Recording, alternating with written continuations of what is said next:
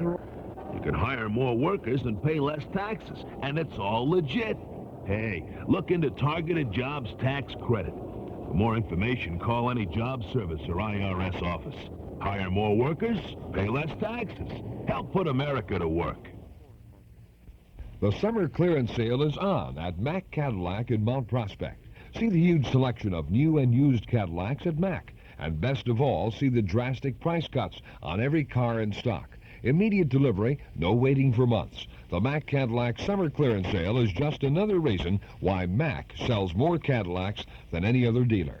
Visit Mack Cadillac, 333 West Rand Road, 1 block west of Route 83 in Mount Prospect.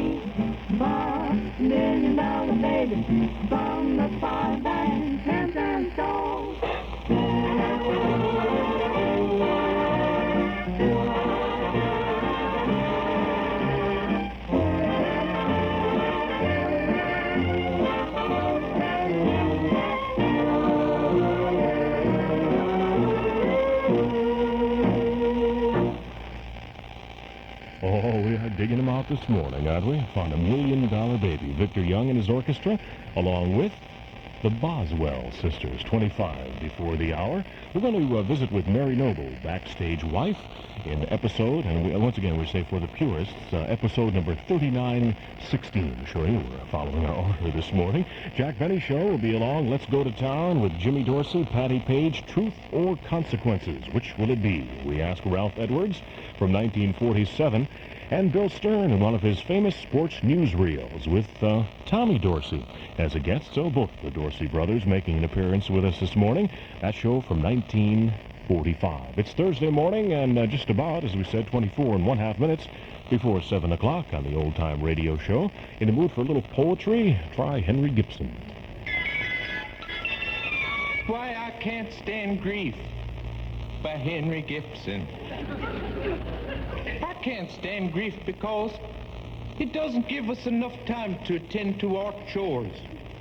Well, take, for example, the hurricane which always seems to happen just as we're getting in the bathtub. In addition, there are all the plagues. But most of all, it is those disasters which befall us willy-nilly, such as splinters. There are no good griefs.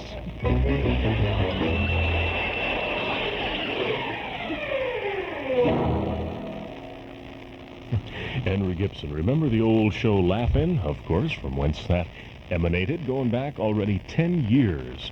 Of course, that was on the other medium, or as we sometimes refer to it, those of us who like the old-time radio business, as radio with a picture, right? Yeah, that's what television is.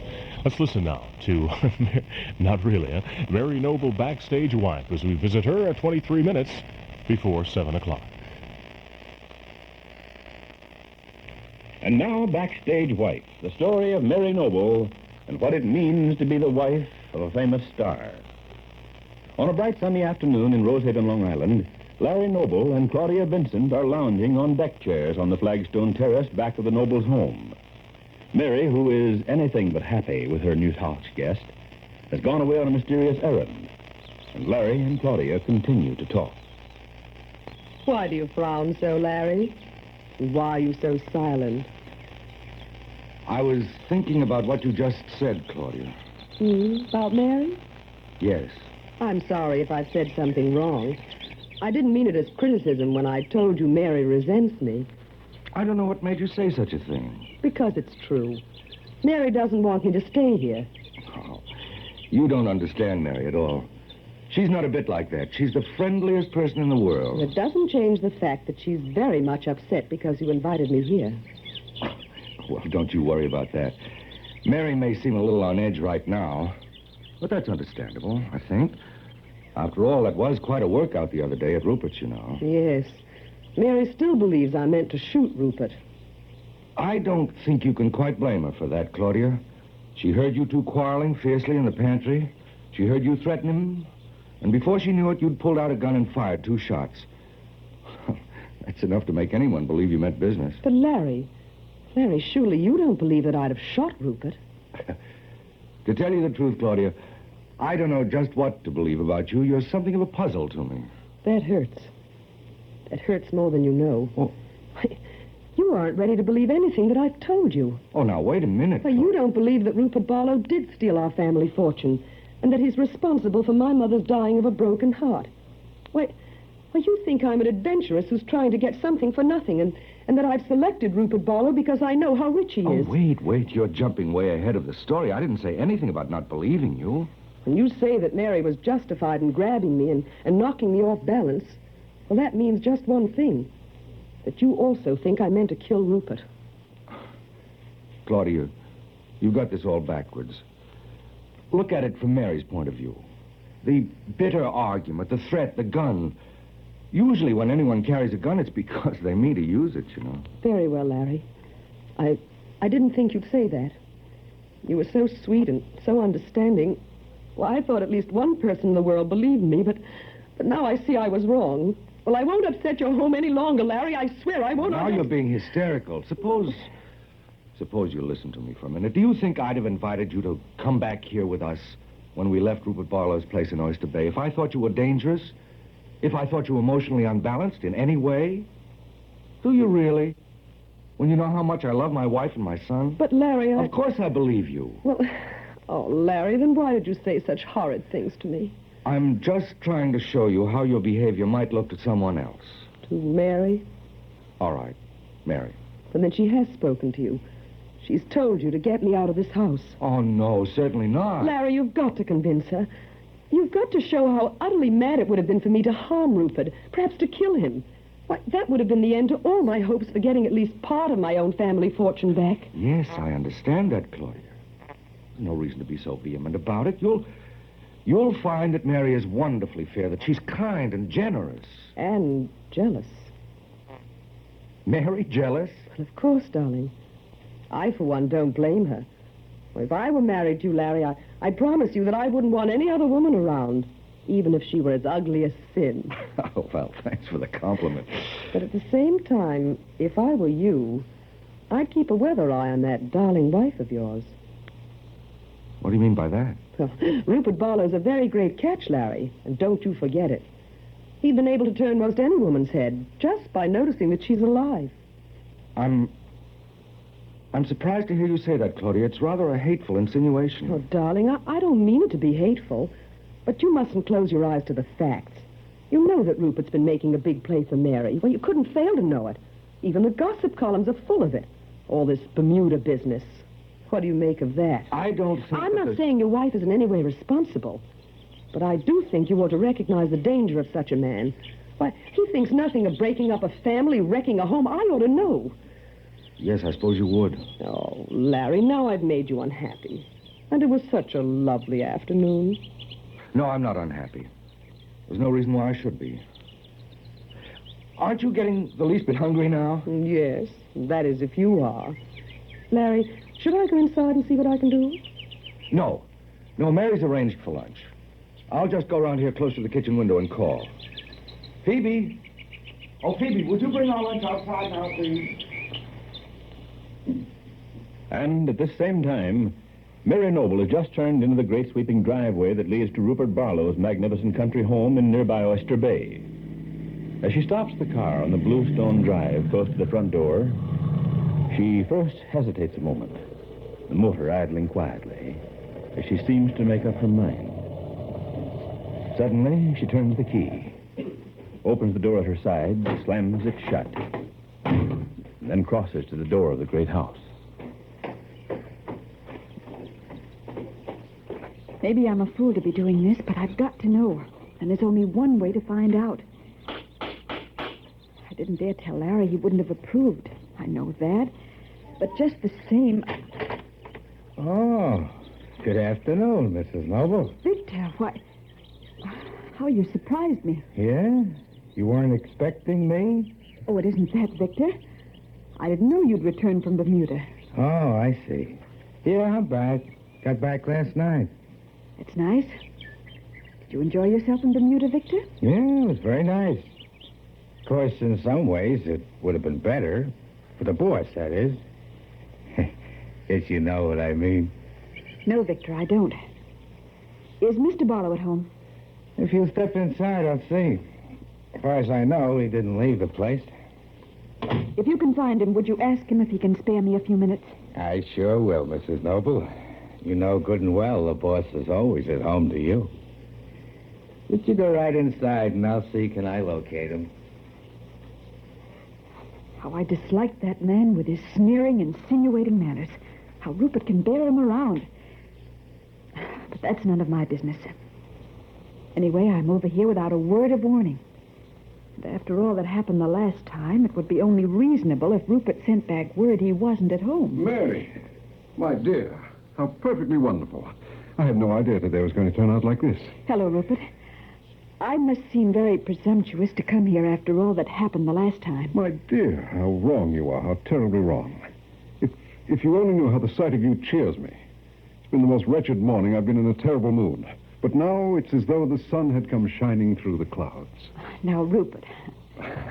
Well, I know that's banal. I'm not good at poetic speeches, but believe me, Mary, it comes from the heart. I took a chance that you'd be home and that you'd see me. But I'd see you. Can you imagine any time that I wouldn't? There's something I want to talk to you about, Rupert. Well, of course, my dear. Anything at all. A cigarette? No, thanks. You comfortable there? Yes, perfectly comfortable. Good. Then suppose I settle down here and listen to your tale of woe. I take it you have a tale of woe. Your lovely forehead is all concern. I don't quite know how to begin. Hmm? Let me help you. It's about Claudia, isn't it? Partly. Is she still a guest at your house? Yes. I see. That must make it rather awkward for you.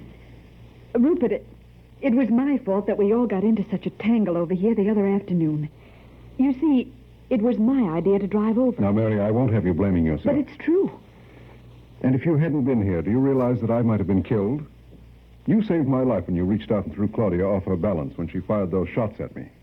Tell me something, Rupert, please. Do you actually think Claudia meant to harm you? Mary, after all, what kind of a question is that? when an angry and hysterical young woman threatens to kill a person more than once, and finally pulls a loaded gun from her pocket and fires 2 shots. Wouldn't you say that was more than just acting? Rupert Barlow looks searchingly at Mary, and her face colors in a flush. How is this conversation to end? What will be accomplished? We'll be sure to be listening Monday to Backstage Wife, the story of Mary Noble and her husband Larry Noble, famous Broadway star.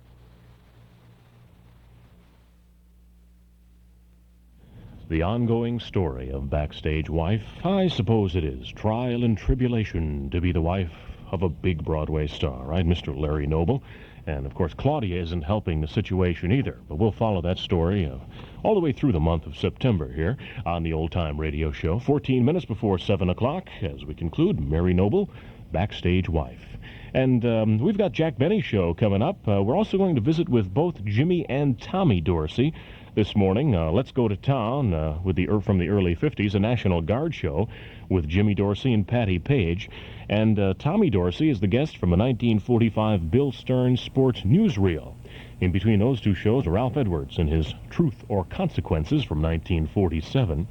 And on this Jimmy and Tommy Dorsey Day, more or less, on WXFM 106, at least for this early morning, we dig out an old recording here. Actually, it's a new recording of an old recording coming from one of the V-discs, World War II, if we borrow the old slogan of the Allies, V for victory. The V-discs, of course, those 12-inch 78 RPM vinyl records that the Special Services Division of the War Department issued in the fall of 1943. And this is a nice album. It's called The Radio Discs of Jimmy Dorsey. And this features both of the brothers, Jimmy and Tommy Dorsey, with a little bit of conversational introduction and a song called More Than You Know. Well, fellas, we have 2 bands making this V-disc for you. One of them is led by the former boss of my present boss, a fellow named Tom Dorsey.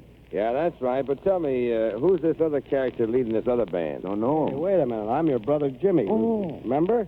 We used to play in the same band when we were kids. Yeah, I remember you, but say, James, who's this guy who introduced us? Says he works for a guy that used to work for me. I don't dig him. Who's that? Thomas. His name is Bill Goodwin. Thank you very much. You ever hear of him?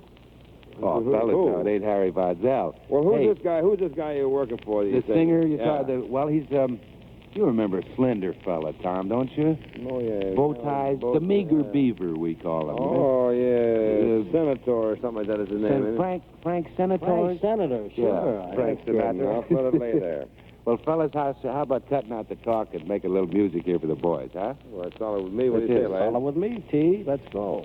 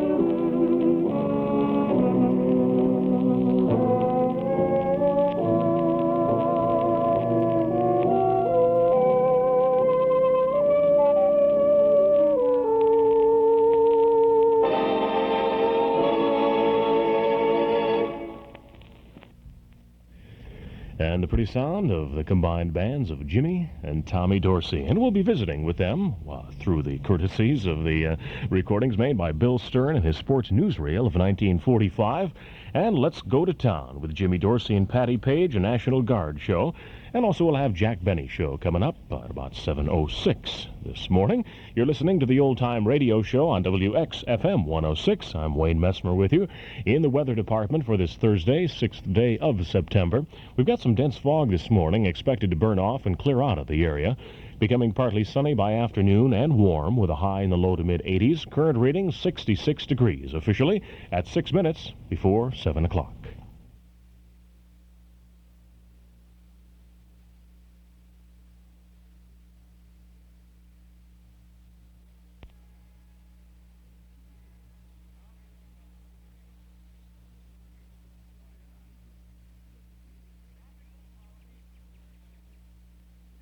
Anyway, see, we push a button, nothing happened. I was wondering what was going on here. Before we get into what we're doing here, I want to point out that now going on, we should say an amazing announcement. I think we'll take this opportunity to point out what is going on. A lot of people have asked about the cassette specials on the Old Time Radio Show. Well, we can give it to you in 10 words or less. This month, for the month of September, there are actually 2 specials. There's the Lux Radio Theater, and that is Meet Me in St. Louis with Judy Garland, Margaret O'Brien, and Tom Drake. And you talk about family entertainment, total family entertainment. Really one of the great... It's entertaining. It's got Judy Garland singing. If you're a Judy Garland fan, this is really one of the good ones. From December 2nd of 1946, Meet Me in St. Louis. Or, second choice is 2 classic tales from Escape, that long-running series. And they are classics indeed. It is Line Engine and the Ants. And if you're not familiar with that thriller, you certainly can introduce yourself to a good one with this cassette special. That's only part 1. That is a 1949 version. Also, flip it over, and we've got Three Skeleton Key, story of the lighthouse and the rats and all those nasty things with the guy who can really scare you to death anyway, Vincent Price. So it's 2 classic escape tales. That's 60 minutes of pure entertainment, or 60 minutes of musical entertainment, family-style, Lux Radio Theater from 1946. Either or, and they are $5.50 each, the amazing price of, for our cassette special. That's $5.50 to Old Time Radio, in care of WXFM, Chicago, 60601. And please do specify Lux Radio Theater. Just say Lux or Escape, and we'll get those specials out to you right away. You know, Jenny, I've been looking forward to this date for a long time. Me too, Jerry, but did you... The first time I met you, I said, there's an attractive lady. Jerry, that's great, but did you see how soft your tires are? You seemed so quiet. Jerry, soft tires cost you money. They can cut gas mileage by 5%. And listen to this car. When's the last time you had it tuned? A year ago? Jerry, those things could be costing you about $70 a year extra on gas. And look how you were driving.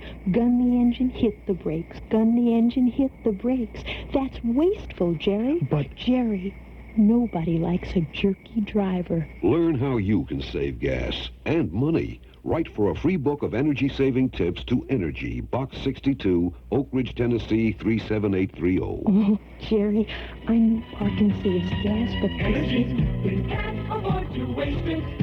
A message from the U.S. Department of Energy. It's 3 minutes before 7 o'clock. Mr. Dick Paul, if you will please, take us up to the hour.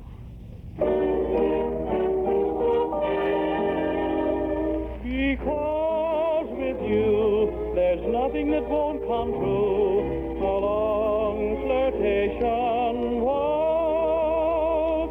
Here we are at last. Our misgivings of the past are a laughing matter now, my dear. Love will always out, and I never had a doubt that I'd find your arm in mine right here. I always knew someday I'd accompany you along flirtation walks. A dream foretold, a story that you would unfold, that lives forever and never grows old. I always felt that your little heart would melt along flirtation walks.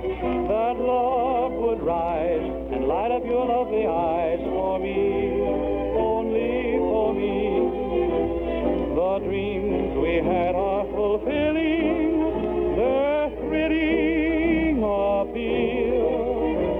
The kiss you gave me began this, oh, can this all be real? It's more than grand, it's more than I ever planned. I'm much too happy to talk, because with you there's nothing that won't come true. A long flirtation walk.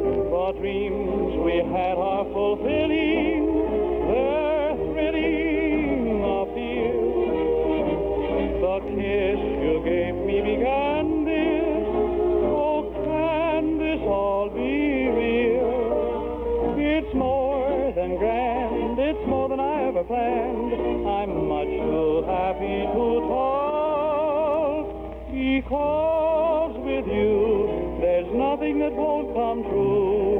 A long flirtation walk. Big Pa with the sentimental song, Strolling Along Flirtation Walk. I'm Wayne Messmer, back in 5 after we pause for the Power for Good. We'll be back with more of the Old Time Radio Show on WXFM 106. Matter of fact, Jack Benny will join us. Stay tuned. Excitingly different at 106. This is WXFM, Elmwood Park, Chicago.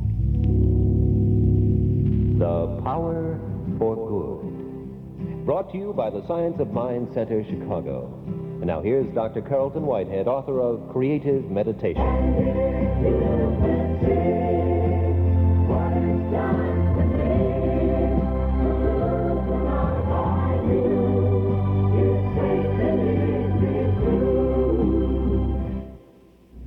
Good morning.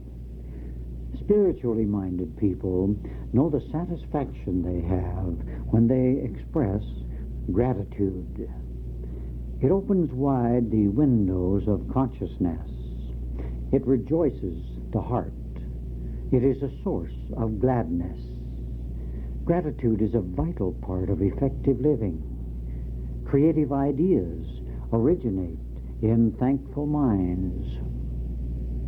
Such ideas inspire, help, and heal. They prevent stagnant thinking and stagnant situations. Too few people express their appreciation of others, of situations, or of events. They take the good phases of life for granted, and most of their attention is on what is wrong in their individual worlds.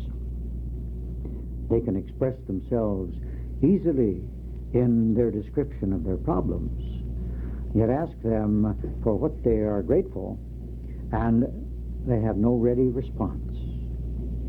The great teachers of spiritual living have all been thankful people. They gave thanks for all the good they had and for the expanded good they expected. They knew gratitude enriched their minds and hearts.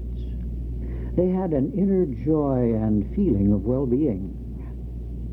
It is not by chance that these men and women have taught great truths.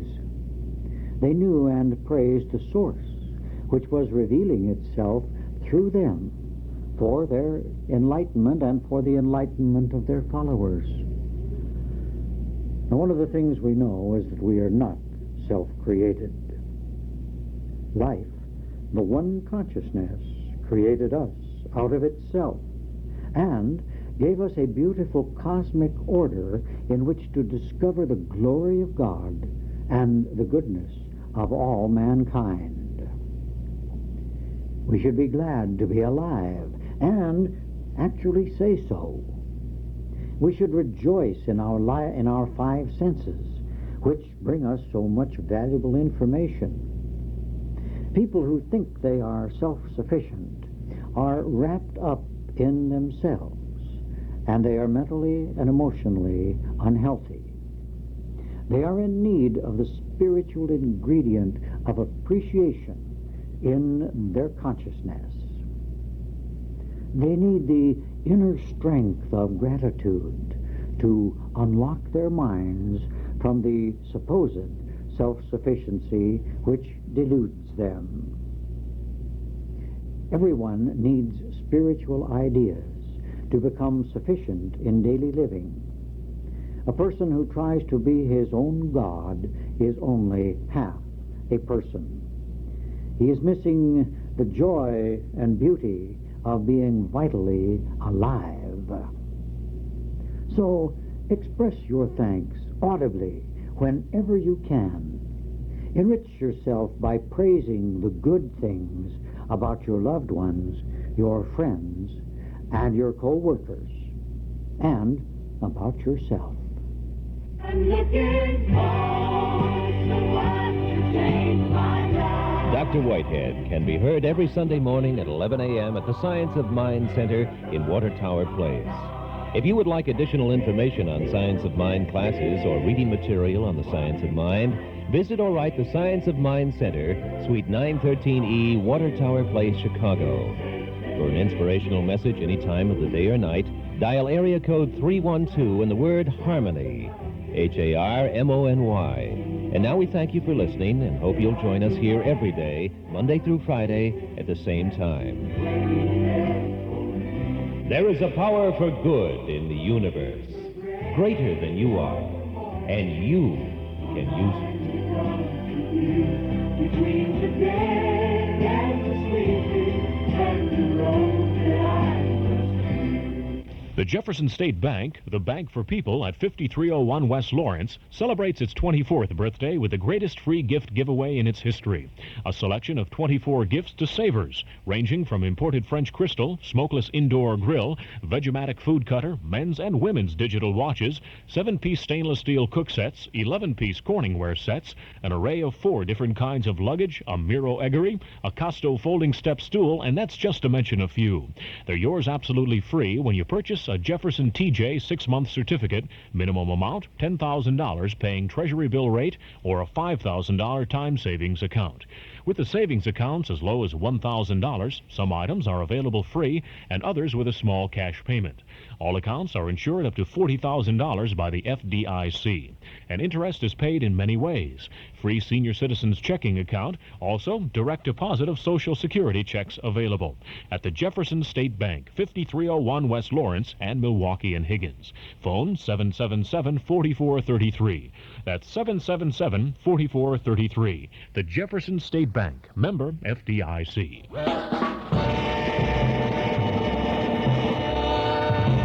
That's our morning wake-up crunch at 7 minutes after 7 o'clock. And once again, we say good morning, Chicago, from WXFM 106 on this kind of a sunshiny Thursday, looking pretty good for a 6th of September. In the weather department, details are as follows. Patches of dense fog this morning, becoming partly sunny and warm by this afternoon, with a high in the low to mid-80s, cooler close to the lake. Tonight, fair and cool, upper 50s near the lake, upper 40s in the outlying areas. And for tomorrow, Friday, partly sunny and cooler, with a high in the low 70s.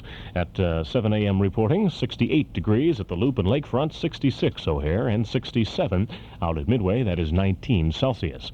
Humidity now measuring 84% with a southwest wind at 5 miles per hour. Barometer 29.82 inches and falling. Did you get a chance to get up this morning and see the lunar eclipse? That was pretty neat, wasn't it? I don't know if you saw it or not, but take my word for it. It was pretty nifty. It's 8 minutes after 7. As we continue now with more nostalgic sounds on WXFM 106, let's go back to 1954. A broadcast from October 10th of that year, and we bring you The Jack Benny Show.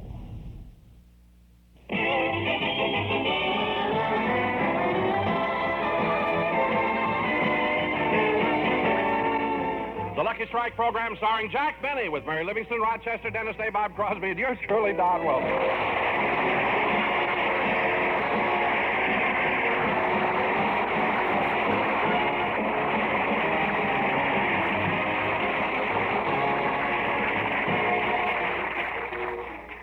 Ladies and gentlemen, every Saturday morning after rehearsal, the Jack Benny cast usually drops into the corner drugstore for a light lunch. As the scene opens, all of us, with the exception of Jack, have just entered the drugstore. Hey, we're lucky, fellas. It isn't crowded at all. Yeah, we can have our regular table. Well, let's sit down. Say, Jack wants to finish his business at the studio. He's standing on the corner on the other side of the street. I wonder what the private business was he had to take care of. Well, he went up to see Mr. Ackerman, the vice president of CBS. This is the day Jack is giving the network his ultimatum. Oh, what ultimatum? Either CBS gives him free parking or he's going back to NBC.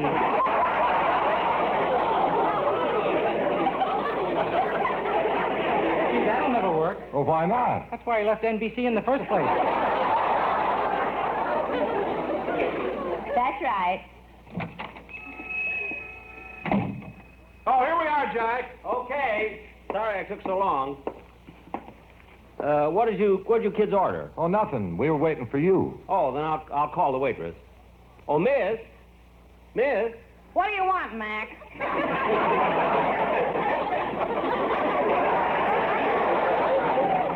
We'd like to order some food. Do you have a menu? Yeah, here. Thanks. Now, let me see. Hey, wait a minute. This is the menu from the Brown Derby. I know. The stuff on ours would turn your stomach. Say, look, miss, all I want is just an egg sandwich and a glass of milk. I'll have the same. Okay. Now, Miss. What do you want? Tap on, boy. Now, wait a minute, miss. Maybe I have to take those kind of insults when I'm on the radio, but I don't have to take them from you. Gee, I'm sorry, Mac. I didn't know you were sensitive. Well, I am. You don't have to presume I'm not sensitive just because I'm a big fat slob.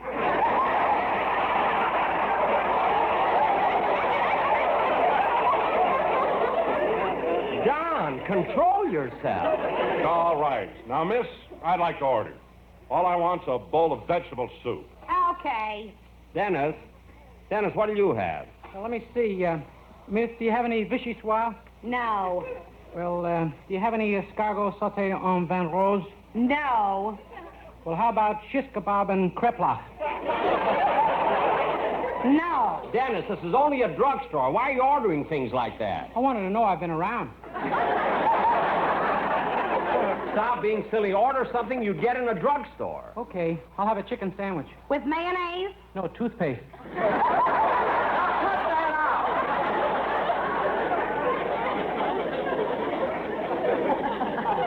Liz, just bring him a chicken sandwich, that's all. Now go get the food. Okay, Mac. I'll be back in a flash with the trash.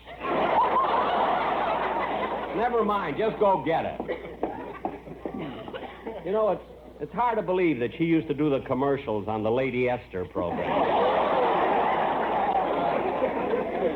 Now, look, Dennis, when we do the show... Wait a minute, where did Dennis go? I don't know. Oh, there he is, over by the jukebox. Hey, look, they got one of my records here. Well, why don't you play it, Dennis? I can't, I haven't got a nickel. Has anybody got a nickel? Oh, I haven't. Neither have I. All I have is a dime. I can change it.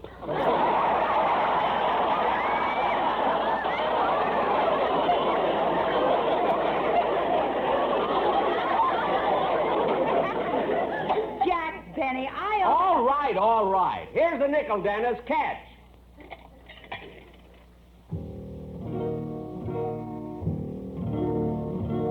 Vedo mare quanto è bello, spira quando sentimento, come il tuo che tiene mente, cascedato fai suonare. Guarda qua qui sul giardino, siente si ste sciure arance, nu profuma così fino, dinto cuore se ne va. E tu dici parta Dio, allontana va stu cuore, se la terra dell'amore viene cuore non torna.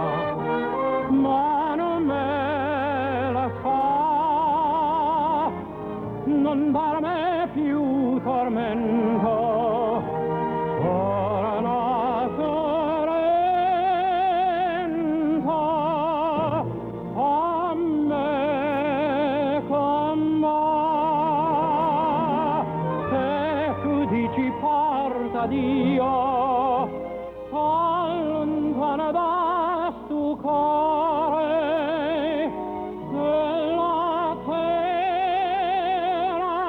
dell'amore. Viene cuore non torna, ma non me la fa, non darmi più tormento, torna sorrento a me. Gamba.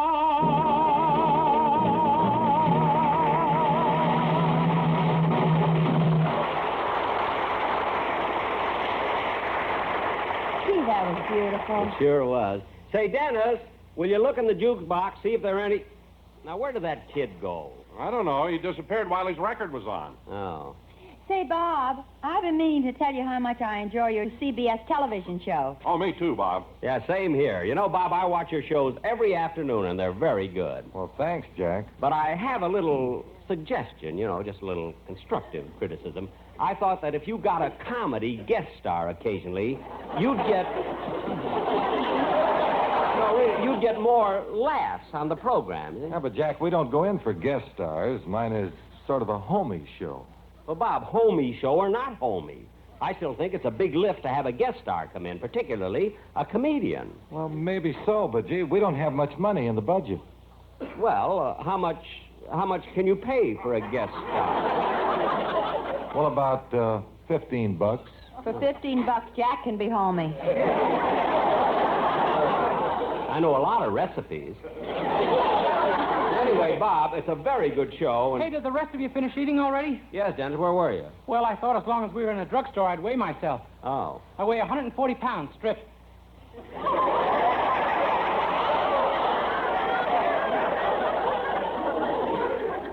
Stripped? I took the weighing machine into the phone booth.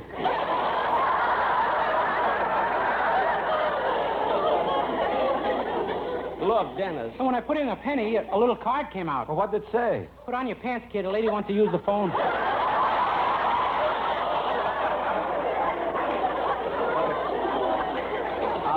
Dennis, stop already. Will you stop being silly? Oh, he's not being silly, Jack. Sometimes those things just happen by coincidence. Oh, sure. Well, that's the truth. Once I put a penny in the scale, and you ought to see the card that came out. Well, what did it say? Get off, you're hurting me. Well, that I believe. That could happen. I hate to break up this round table discussion, but will there be anything else? Not for me. Anyone want anything? Not me. Well, I've had enough. Okay, here's the check. Oh, well, I'll take it, miss. No, Bob. Let me pay it. It's my turn today. Oh, now, wait a minute, Don. You paid last time. I'll pay today. No. Bob paid last time. Now it's my turn. No, Don, you're wrong. Dennis paid the last time, and now it's my turn. Oh, for heaven's sakes, fellas. Let's all go Dutch. Mary, it's their argument. Keep out of it.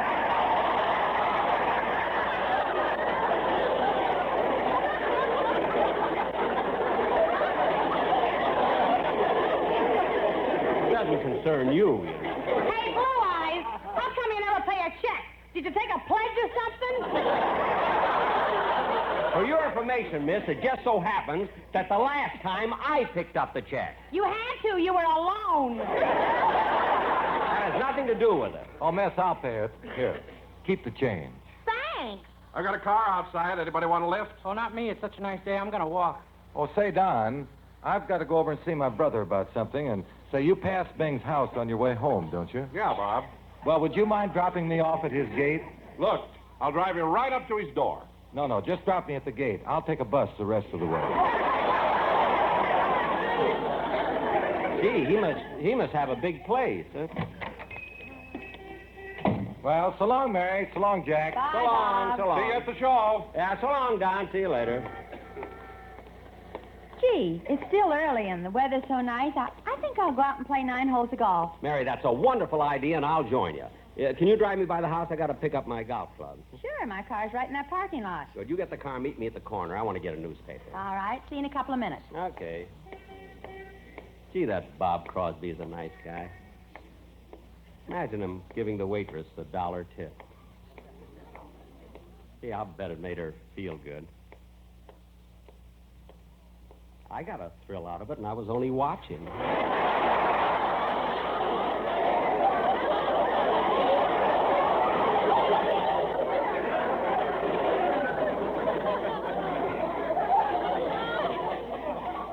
Now, let's see. I want to get a paper. See, which paper do I want to get? Hi, Rube. Huh? Oh, it's my friend from Calabasas.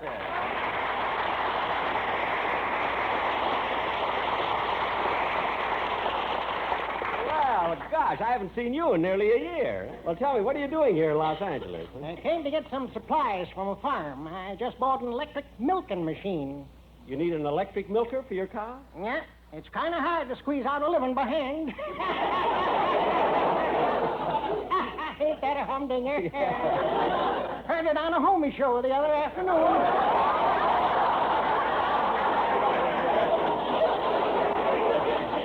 Could that have been Bob's? I don't know. Is that all you have on your farm, just cows? Oh, no. Main crop is grapes. We operate our own winery. Well, that sounds like a nice, pleasant occupation. Pleasant but dangerous, Rube. Dangerous. In fact, just a short time ago, my uncle fell into one of those big vats full of wine and drowned. Your uncle drowned in wine? Yep. Took the mortician 5 days to get the smile off his face.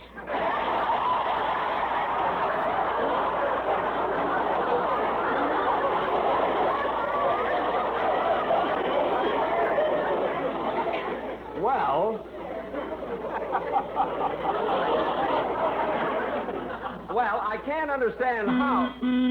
Oh, I'm sorry, that car is honking for me. I gotta go now. Nice running into you. Goodbye. So long, Rube. So long, so long.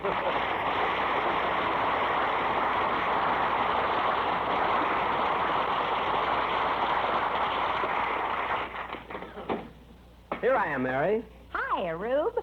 Oh, stop. Come on, let's get going. Gee, I'm glad we finished rehearsal early. Such a nice day for golf. Yeah. Say, Jack, what'd the headlines of the paper say? How do you like that? I kept talking with that farmer. I forgot to buy a paper. Well, turn on the radio and we'll hear the news. All right. And now for another news item. Professor Thaddeus Lambert of the University of Southern California has found a successful solution to the smog problem in Los Angeles. He has moved to Colorado.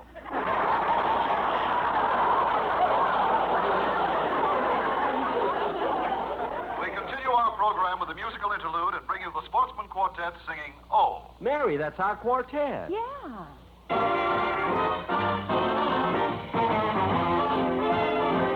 Oh, lady, oh, how she can snuggle, she's as sweet as can be. And when we're in the parlor, oh, the way she whispers pretty nothings to me. All I can do is holler, oh, it isn't what she does, but oh, the clever way she does it, especially when she meets beneath the moon above. Sweet cookie, oh, what'll I do? The way she sends me with her go-get-em eyes and puts me in a flurry, oh, doo-doo-doo-doo. The way I fall for all her beautiful lies. Believe me, I should worry, oh, oh, oh, oh, oh. The way she feeds me taffy, oh, I think she'll drive me daffy, oh, oh, oh, oh. How my super sentimental, wonderful sweetie can love.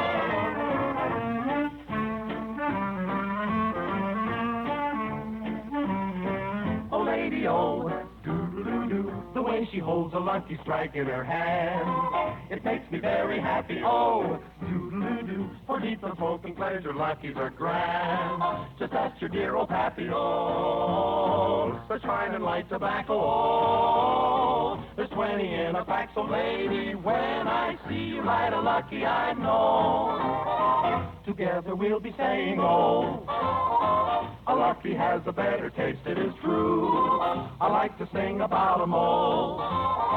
A cleaner, fresher, smoking smoother for you. I'll never be without 'em all. The only smoke for me is all. And LSMFT and oh, oh, oh, oh. I'm so wild about a lucky, all I can say is just oh. All I can say is just oh.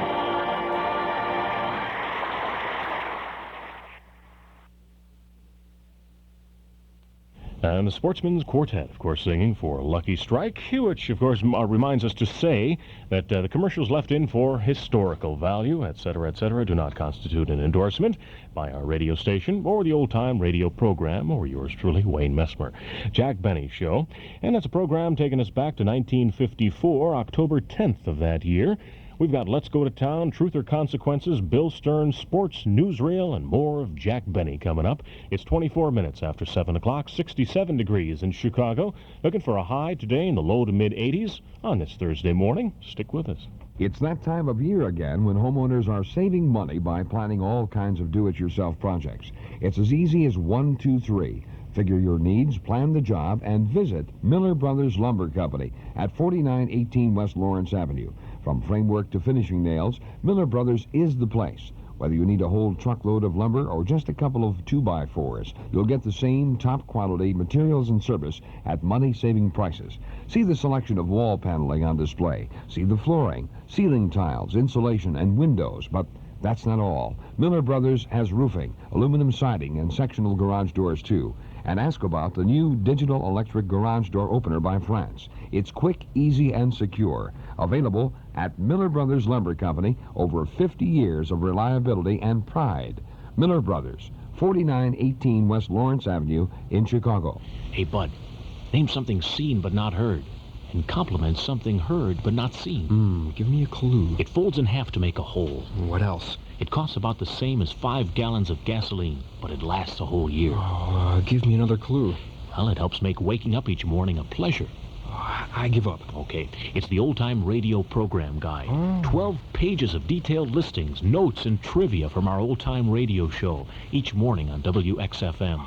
You'll know all the programs we broadcast in a 2-month period, along with the titles, stars, and dates. The old-time radio program guide. Didn't you have a guide already? Sure, but this one's bigger, better, and it's got more information. It's easier to read, more accurate, and the guide will have special old-time radio program offerings available on cassette each month. And the guide is only $5 for the whole year. Oh, okay. How do I get my old-time radio program guide? Simple. Make your check for $5 to Old Time Radio and send it to WXFM, Chicago, 60601. Let me get this down. That's a $5 check to Old Time Radio, sent to WXFM, Chicago 60601. That's it? That's it. And that's it, to be sure, 26.5 minutes after the hour. Referring to those special old-time radio cassette offers, well, the special for the month of September is 2 choices. You've got the Lux Radio Theater from 1946 with Judy Garland, Margaret O'Brien, Tom Drake, and a great cast. Family-style entertainment with songs, everything, you name it. It's good entertainment. Lux Radio Theater, Meet Me in St. Louis, from the great World's Fair of 1904, as we say, and 2 classic tales of escape. Now, this is an either-or situation. The Lux Radio Theater, of course, a 60-minute show. Or you can choose, if you prefer, the dramatic-type things. We've got 2 classic tales in another 60-minute cassette special. And it is 2 escape shows, Line Engine and the Ants from 1949, a great one. And also by popular demand, as it was rebroadcast so many times with Vincent Price from 1950, The 3 Skeleton Key. So you've got a choice, Lux Radio Theater or Escape. And both of them are 60 minutes worth of entertainment at the amazing price of only $5.50 each. And when you make your order, you can make your check payable to Old Time Radio in care of WXFM, Chicago, 60601. Please, you make your check or money order, please, in the amount of $5.50 each, and specify, we should say, either Lux or Escape, and we'll be happy to get those tapes out to you right away. At 28 after 7 o'clock, I'm Wayne Messmer on WXFM with the Old Time Radio Show. Let's go back now to 1954 season and the Jack Benny Show. Well, here we are, Jack. Run in and get your clubs. Want to come in the house for a minute, Mary? No, I'll wait out here in the car. Okay. Show you my etchings.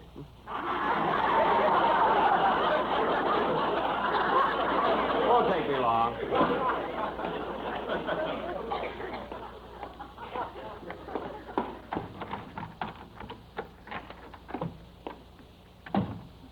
Is that you, Mr. Benny? Yes, Rochester. Would you like me to fix you some lunch? No, thanks.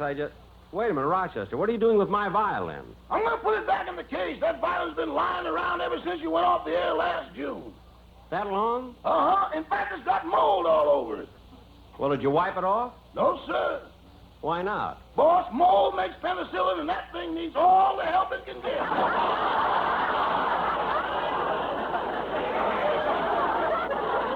Never mind. And clean it up good because I'm going to play my violin on my television show next Sunday. No. Yeah.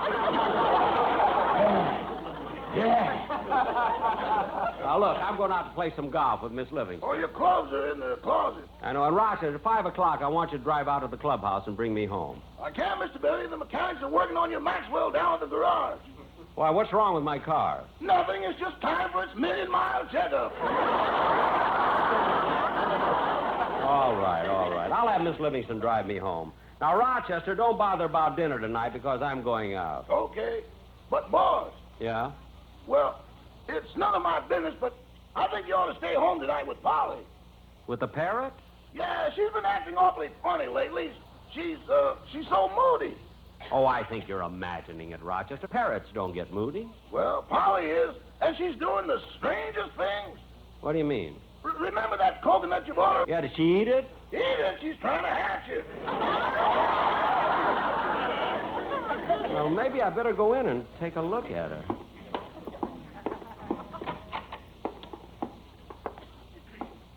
Hello, Polly.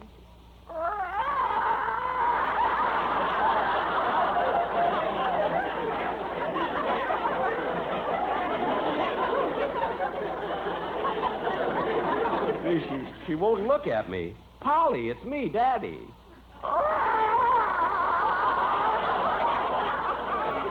Now, Polly, stop sitting on that coconut.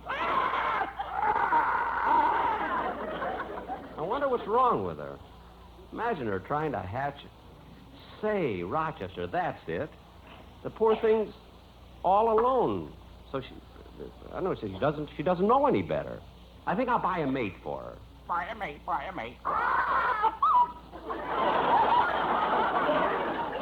Mr. Benny. Remember the last time you bought her a mate? You had those two parrots in the same cage for over a year, and then you discovered they were both females. Yeah. I wonder how that happened. Somebody goofed.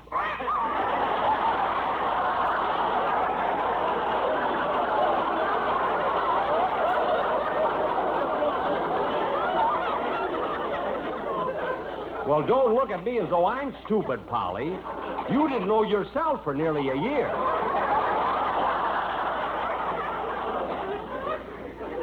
Gee, Rochester, now you've got me kind of worried. For heaven's sake, Jack, what's taking you so long? I'm sorry, Mary, but Polly isn't feeling well. Oh, that's too bad. The poor thing. What's wrong with her? Miss Livingston, she just sits around in her cage all day brooding. It's been going on for weeks now. Oh, Jack, you ought to do something. Why don't you take her to a psychiatrist? A psychiatrist? Mary, this is no time for joking. I'm not joking. They have psychiatrists for animals. I know one right near here. All right. I'll get Polly and we'll go.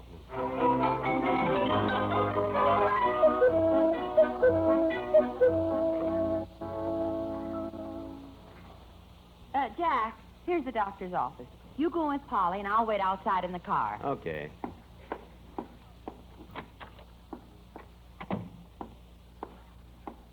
Yes, sir. May I help you? Well, are you the psychiatrist? Yes, sir. I am Dr. Hugo Browner, Ph.D. Ph.D.? Parrots, horses, and dogs.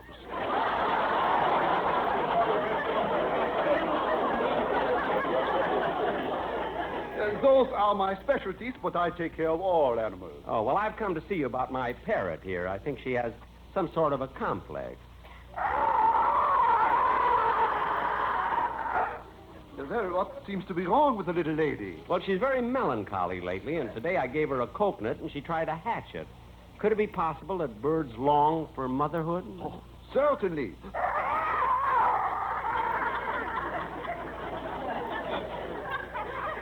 Tell me, how long has she been acting so moody? For a few weeks. Before that, she was always jolly. She used to love to listen to the radio and television.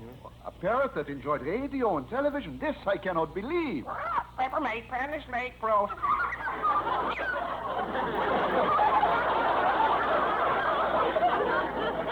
I believe. Now, to help her, maybe it would be good if you told me something about yourself. What do you do? Well, I'm Jack Benny. Oh, yes, you look familiar. Well, in addition to yourself, Mr. Benny, how many people come in contact with this parrot? Well, there's my valet, my cast, and my 6 writers. Uh-huh. And what is this parrot's name? Polly. It took 6 writers to think of that?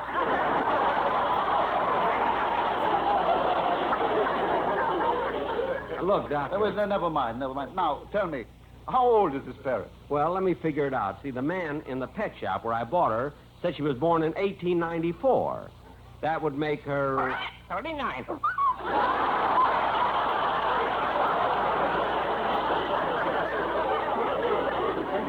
Where does she get such delusions? I'm sure I don't know. Now, Mr. Benny, you say this parrot listens to radio. Does she like music? Oh, she loves music. Good. I will give her a word association test. Word association about music? Yes. I will give her a word, and by automatic reflex, she will say the first thing that comes into her mind. Oh, good. Now, Polly, listen. Piano. Liberace. Clarinet. Pretty Goodman. Violin. Penicillin.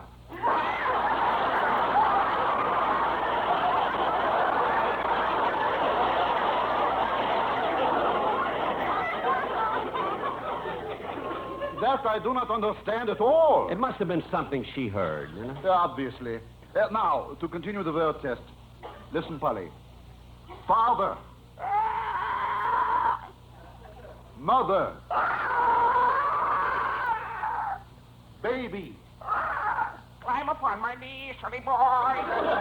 You are only 3, silly boy. You know where you know it. You all right? Oh, for a baby. That's what I thought. Me, silly boy. Polly, be quiet. Doctor, I'll go to... Polly, please. I'll go to the pet shop and get an egg. Silly boy. Polly, control yourself. Stop crying. Polly, we'll go right to the pet shop. We know now. Mother. Polly, I'll get your name. You're from heaven. No, Polly, I'll get your name. Let's go.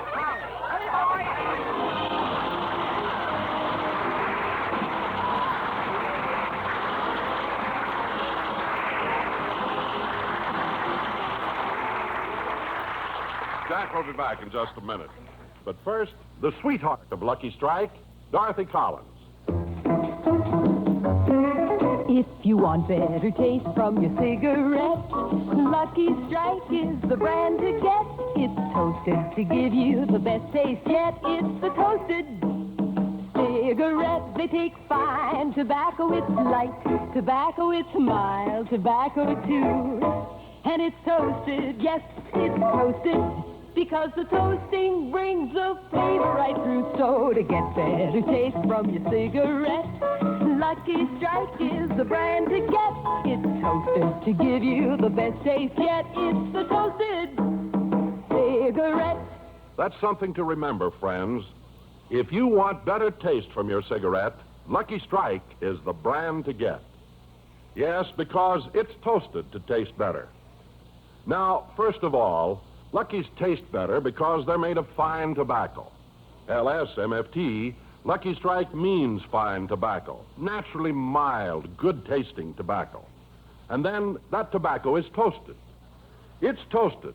The famous Lucky Strike process tones up Lucky's naturally mild, good-tasting tobacco to make it taste even better, cleaner, fresher, smoother. Keep that in mind. And for a better-tasting smoke every time, make your cigarette Lucky Strike.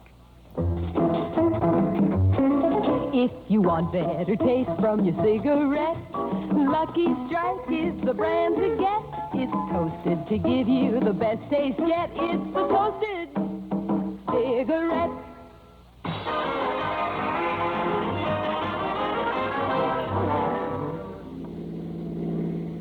Jack, what did the psychiatrist say about Polly? Oh, she'll be all right. All birds get moody once in a while, you know.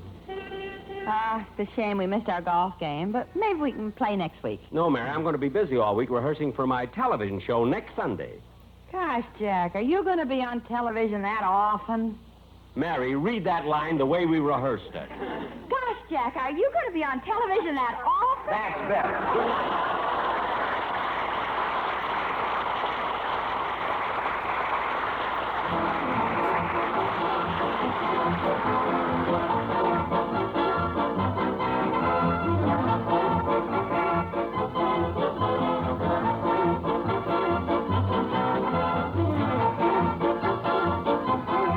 The Jack Benny program is written by Sam Perrin, Milt Josephsberg, George Balzer, John Tackaberry, Al Gordon, Hal Goldman, and produced and transcribed by Hilliard Marks. The Jack Benny program is brought to you by Lucky Strike, product of the American Tobacco Company, America's leading manufacturer of cigarettes.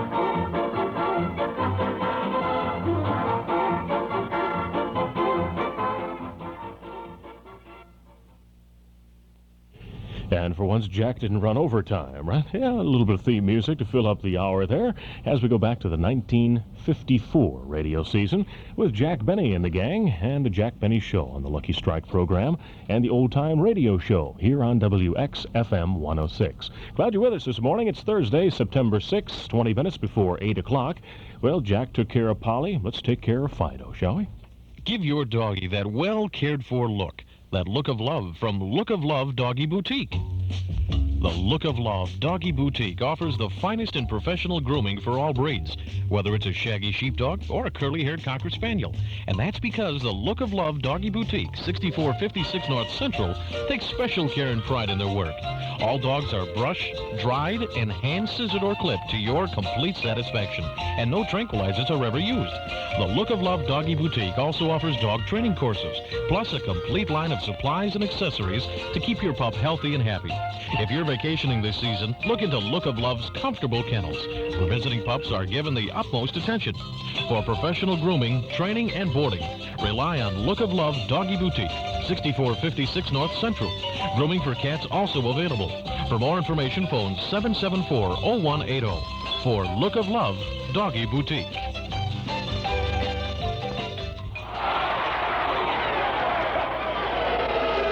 This is Joe Capo for Crane Chicago Business. As we all know only too well, Chicago can't seem to come up with a winner at Chicago Stadium or Dyke Stadium, Wrigley Field or Sox Park or Soldier Field. But we do have a winner in one field, and that's business. Chicago is a vibrant, dynamic business city that's second to none in the country, and no other newspaper covers Chicago business like Crane Chicago Business. Every week, you can find more Chicago business news in one issue of Crane Chicago Business than you can in a whole week of any other newspaper in town. Go to your newsstand today for a copy of Crane Chicago Business, or call 338-8700 to subscribe. That's 338-8700 to subscribe to Crane Chicago Business, the #1 way to keep up with the city that's second to none. At least in the business field. Here's a message for you summer boaters from the U.S. Coast Guard and from me, Charles Nelson Riley. Before you set out on the water, be sure that there are PFDs, that's personal flotation devices, for everyone aboard.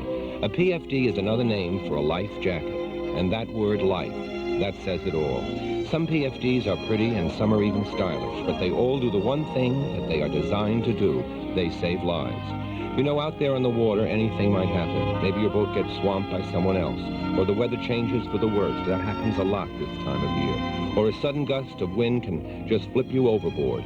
And once you're in the drink, you want to be sure you just have to tread a little water to stay up. So be sure to take along your PFDs, and please keep them handy. A U.S. Coast Guard Department of Transportation public service announcement. Oh, very good, but now try it in a life jacket. Go ahead, put it on. And there is still some summertime weather planned for Chicago, so you might want to be getting out in your yacht, or yachtjet, if you say it that way. But, so do be careful, won't you? It's 16 and a half minutes before 8 o'clock. There's a cute little joke in the Sun-Times this morning. Well, every morning, the little cartoon strip by Tom Wilson, Ziggy. He's sitting there all downhearted, you know, face in his hand, and he's writing an entry into his diary. He says, "Dear diary, I got up this morning. That was my first mistake." How about it, right? Yeah, well, we got a good day planned for us. It's going to be nice, sunny, and warm with a high in the low to mid-80s. Just a little bit cooler close to the lake on this 6th day of September. It's a Thursday morning in Chicago, currently reading 67 degrees at Midway, 66 O'Hare, and 68 degrees at the Loop and the Lakefront. I'm Wayne Messmer with you. Glad you're joining us on the Old Time Radio Show on WXFM 106. We do this each and every weekday morning.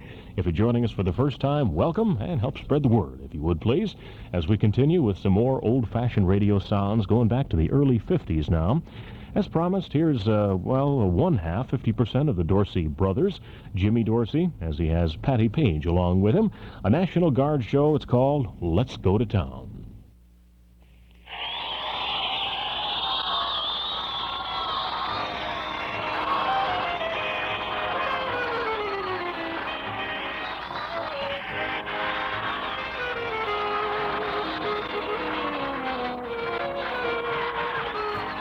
Let's Go to Town, starring Jimmy Dorsey, his great band, and our song star of the month, that singing rage, Miss Patty Page. Hello there. This is Martin Block inviting you to join us in town, your hometown, with your friends and neighbors who are proud to say, we belong to the National Guard. And now, here's Jimmy Dorsey. Hello, everyone. Thanks for inviting us to your hometown as your National Guard Band of the Month.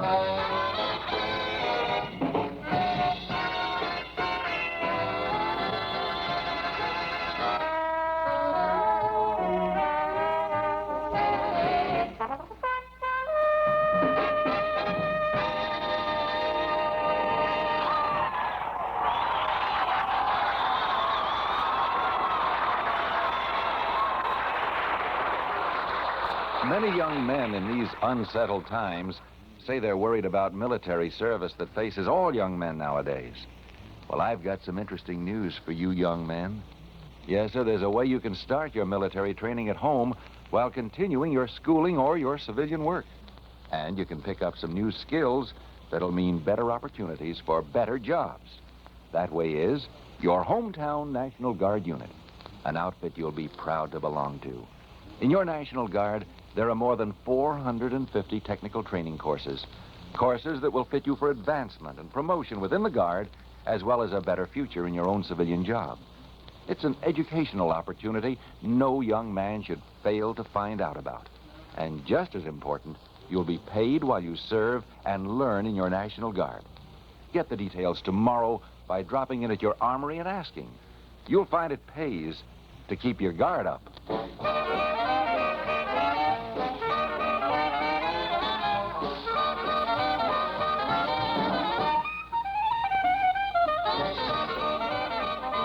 This is old J.D. again.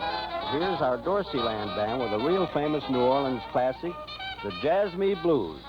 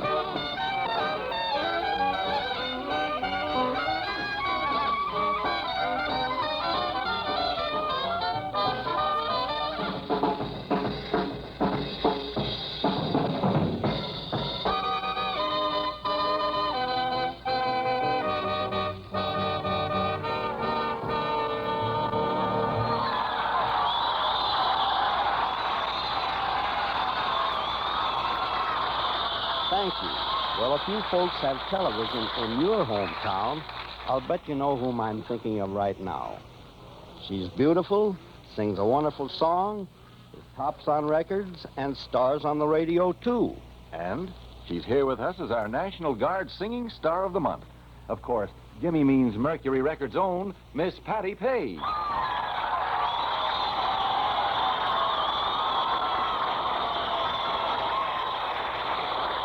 Thank you, everyone. No fooling, Patty. Your television show is great. I saw it the other night. Yeah, me too. And you know, you look simply gorgeous. Hey, fellas, saying nice things like that can very easily turn a girl's head. And if you'll pardon a pun, I'll do just that in the direction of our National Guardsmen. I've got a very special bit of advice for them from their sweethearts. Now listen, fellas. See the pyramids along the Nile. Watch the sunrise on a tropic isle. Just remember, darling, all the while you belong to me. See the marketplace in old Algiers. Send me photographs and souvenirs. Just remember, when a dream appears, you belong to me. I'll be so alone without you. Maybe you'll be lonesome too and blue. Fly the ocean in a silver plane. See a jungle when it's wet with rain. remember till you're home again. You belong to me. I'll be so alone without you. Maybe you'll be lonesome too and blue. Fly the ocean in a silver plane. See a jungle when it's wet with rain. Just remember till you're home again. You belong to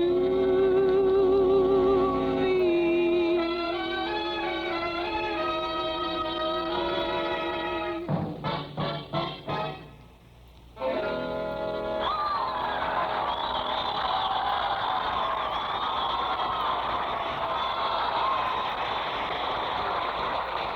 Do you know that 300 years ago, when the first American militia company stood guard in the wilderness, American militiamen never answered their roll calls with the simple cry of, "Here"?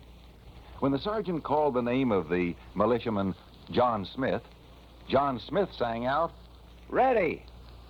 He answered with a word that meant more, a word that said not only "here," but constantly alert. The word and the answer are out of fashion now, but the tradition will never die among the modern descendants of those Minutemen, among the men of your National Guard of today.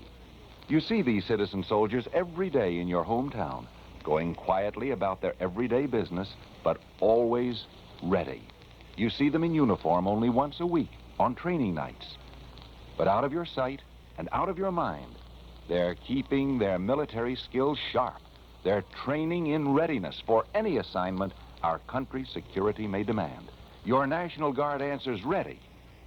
To keep it ready, keep your guard up. Don't let your guard down.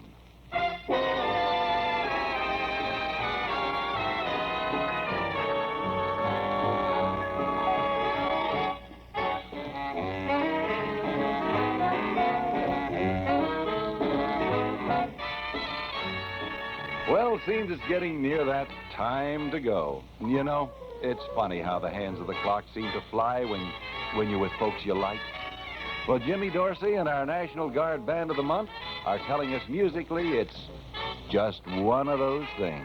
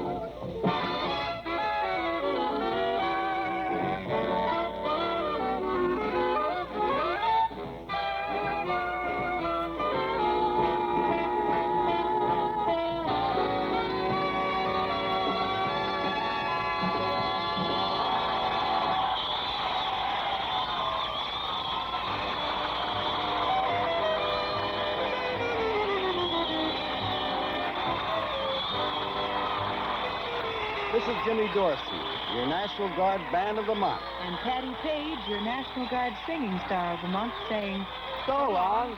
See you next week. And this is Martin Block speaking for your hometown National Guard. saying so long to you and especially to you. See you next week, same time, same station. National Guard is ready on the land and in the air. The National Guard is ready to defend you everywhere.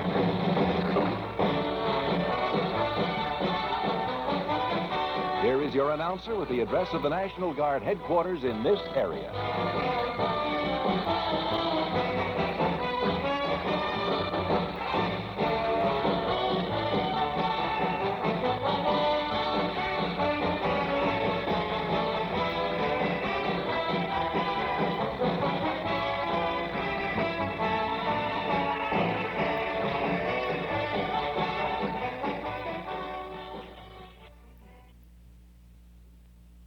Or as they used to say, look it up in the phone book. Yeah, the National Guard show from the early 50s.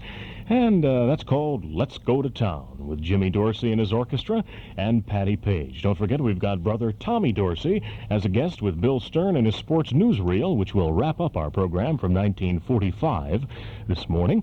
And Truth or Consequences with Ralph Edwards in 1947 as they begin that all-important Miss Hush contest of 1947. A little bit of business. We'll take care of news at 8 o'clock here on the Old Time Radio Show, WXFM 106. Stay right where you are.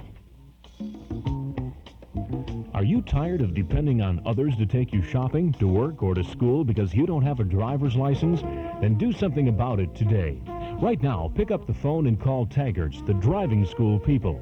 Taggart's friendly telephone receptionist will provide you with a free booklet describing the unique Taggart training program, which has given thousands of people like yourself the freedom that comes with your own driver's license. Taggart's professional instructors will pick you up at the house, work, or school and deliver you back to your door after completing your lesson.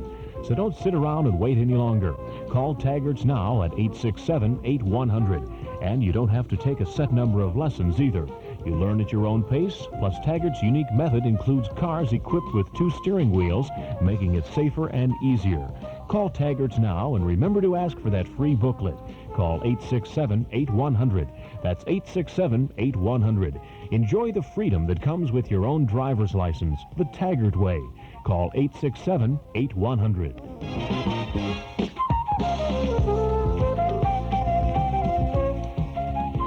The summer clearance sale is on at Mack Cadillac in Mount Prospect. See the huge selection of new and used Cadillacs at Mack. And best of all, see the drastic price cuts on every car in stock. Immediate delivery, no waiting for months. The Mack Cadillac summer clearance sale is just another reason why Mack sells more Cadillacs than any other dealer. Visit Mack Cadillac, 333 West Rand Road, 1 block west of Route 83 in Mount Prospect. Excitingly different at 106. This is WXFM, Elmwood Park, Chicago.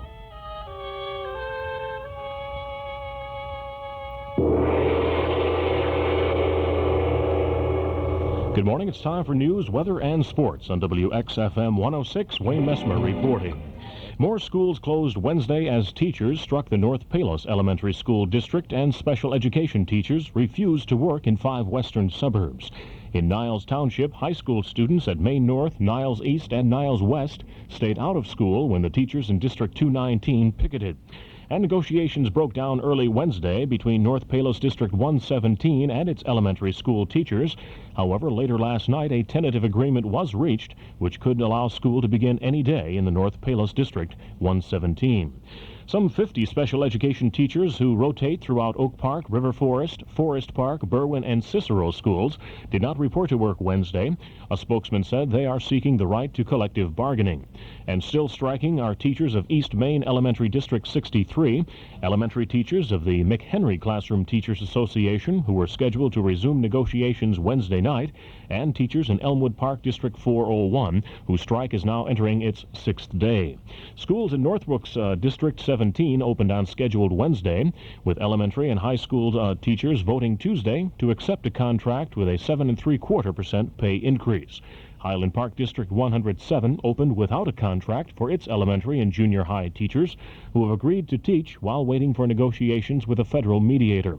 And also there is no change in the week-long strike in Crown Point, Indiana. Chicago Public Schools opened yesterday without any reports of major problems. An Energy Department official said Wednesday that many Americans may face a cruel choice between food or heat this winter because home heating oil will cost well over 50% more than last year. Despite the costs, Deputy Energy Secretary John O'Leary told a congressional hearing that homeowners who heat with oil will have more than enough to get through the winter. O'Leary said that the Carter administration soon will ask Congress for an additional $150 million, already beyond the $250 million appropriated for assistance to low-income families to compensate for the heating oil costs. O'Leary testified before a joint hearing of energy subcommittees of the House Commerce and Government Operations Committees in Washington. The killer winds of Hurricane David died Wednesday, but the tropical storm drenched the mid-Atlantic states with up to 9 inches of rain. It spawned a dozen tornadoes in Virginia, and it was blamed for at least 2 deaths in that state. Tornadoes also were reported in Maryland and Washington, D.C. Governor John Dalton declared a state of emergency in Virginia. Officials said they evacuated several families along the foot of the western part of the Blue Ridge Mountains northwest of Waynesboro, Virginia, where rescuers said the families were threatened by the overflowing mountain streams. Top winds were clocked at 45 to 50 miles per hour in squalls along the coast and over the water east of the storm, but they were expected to accelerate again today. David is one of the worst storms in the Atlantic this century, killing more than 1,000 people in a sweep that covered Dominica, Puerto Rico, and the Dominican Republic. It also caused millions of dollars of damage when it sideswiped Florida. Here in Chicago, Acting Police Superintendent Joseph DeLeonardi said Wednesday that 2 special police units designed to help rape victims and senior citizens will begin operations Thursday. In its first phase, the new rape unit will have 31 investigators, including 4 women, who will handle rape cases exclusively. The Senior Citizens Crime Detail will begin operations with 24 robbery investigators who will be assigned to work at about 100 senior citizen homes during the day and the evening.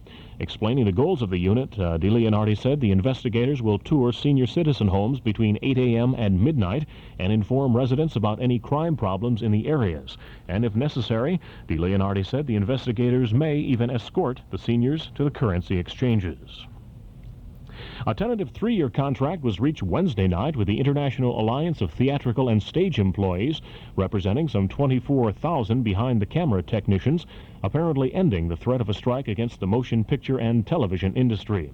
The contract will be put before the union membership for ratification through the mailed ballots next week, and a spokesman said there was no doubt that the pact would be ratified. Roman Catholic and City Hall sources said Wednesday that Pope John Paul is expected to offer an outdoor mass at 5 Holy Martyrs Church on 4300 South Richmond Avenue, a predominantly Polish parish, on Friday morning, October the 5th. This would be in addition to the Pope's busy schedule already here in Chicago, but the stop would be made during an already planned swing through the South Side neighborhoods designed to let as many people as possible see the Pope. 5 Holy Martyrs, regarded as sort of a Polish cathedral by some priests here in Chicago. Its pastor is Auxiliary Bishop Alfred Abramovich. The Pope will also offer an afternoon mass in Grant Park the same day to a crowd that may total 1 million people. The pontiff arrives here in our fair city Thursday, October 4th, and leaves Saturday, October 6th, for Washington. I'll have the sports and weather right after this. Don't settle for just an ordinary dinner tonight. Head south of the border to El Criollo Restaurant, where the authentic cuisine of Argentina and Old Mexico are yours to enjoy. El Criollo is one of Chicago's finest Argentine restaurants. They offer such flavorful delicacies as parrillada, churrasco, empanadas, and asado. For the American appetite, there's a tender, juicy cut of filet mignon prepared Argentine style. No matter what you choose, you can't go wrong, because El Criollo's unique blend of spices and seasonings adds a zestful flavor to any dish. And be sure to try one of El Criollo's imported wines or liqueurs, the perfect complement for your meal. Be daring tonight. Come south of the border to El Criollo Restaurant, where the authentic cuisine of Argentina and Mexico await you. El Criollo Restaurant, 1706 West Fullerton, open for lunch and dinner Saturday and Sunday, for dinner only Tuesday through Friday. In In Chicago, it's 8.5 minutes after 8 o'clock, and as we look at the world of sports, an overall lousy day in sports for all of the area baseball teams. Cubs continued their skid by losing to the Montreal Expos at Wrigley Field 4-3. The White Sox didn't fare much better. They were stopped by the California Angels by a score of 9-8. And our friends up north, the Milwaukee Brewers, also joined in the loss parade by dropping a 6-1 decision to the Oakland A's. In the weather for this Thursday, 6 September, sunny this afternoon with a high in the low to middle 80s, cooler near the lake. Tonight, fair and cool, lows ranging from the upper 50s near the lake to the upper 40s in the outlying areas. Tomorrow, Friday, partly sunny and cooler with a high in the low 70s. 8 a.m. reporting temperature 70 degrees exactly at the Loop and Lakefront. It is 69 at O'Hare Field, and 70 is the official reading at Midway. That is 21 Celsius. 81% on the relative humidity with a west wind at 9 miles per hour. Barometer steady at 29.82 inches. That's news, weather, and sports from WXFM 106. I'm Wayne Messmer reporting. As we continue now with more old-fashioned radio sounds on the Old Time Radio Show, well, we go back to 1947. And as we told you, this is a very important beginning of the 1947 Miss Hush contest. Now, I know we're all on the edge of our seats for this one. Ralph Edwards is the originator and host of the show. It's called Truth or Consequences. D-U-Z, D-U-Z. Put those in your washing machine. Take your clothes out bright and clean. When you does your wash, you'll sing. D-U-Z does everything. Hello there. We've been waiting for you. It's time to play Truth or Consequences.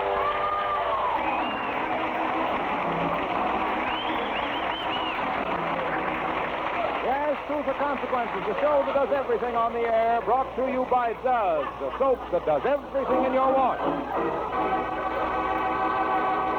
And here he is, ladies and gentlemen, knocking at your door with a carload of consequences, your man Saturday, Ralph Edwards.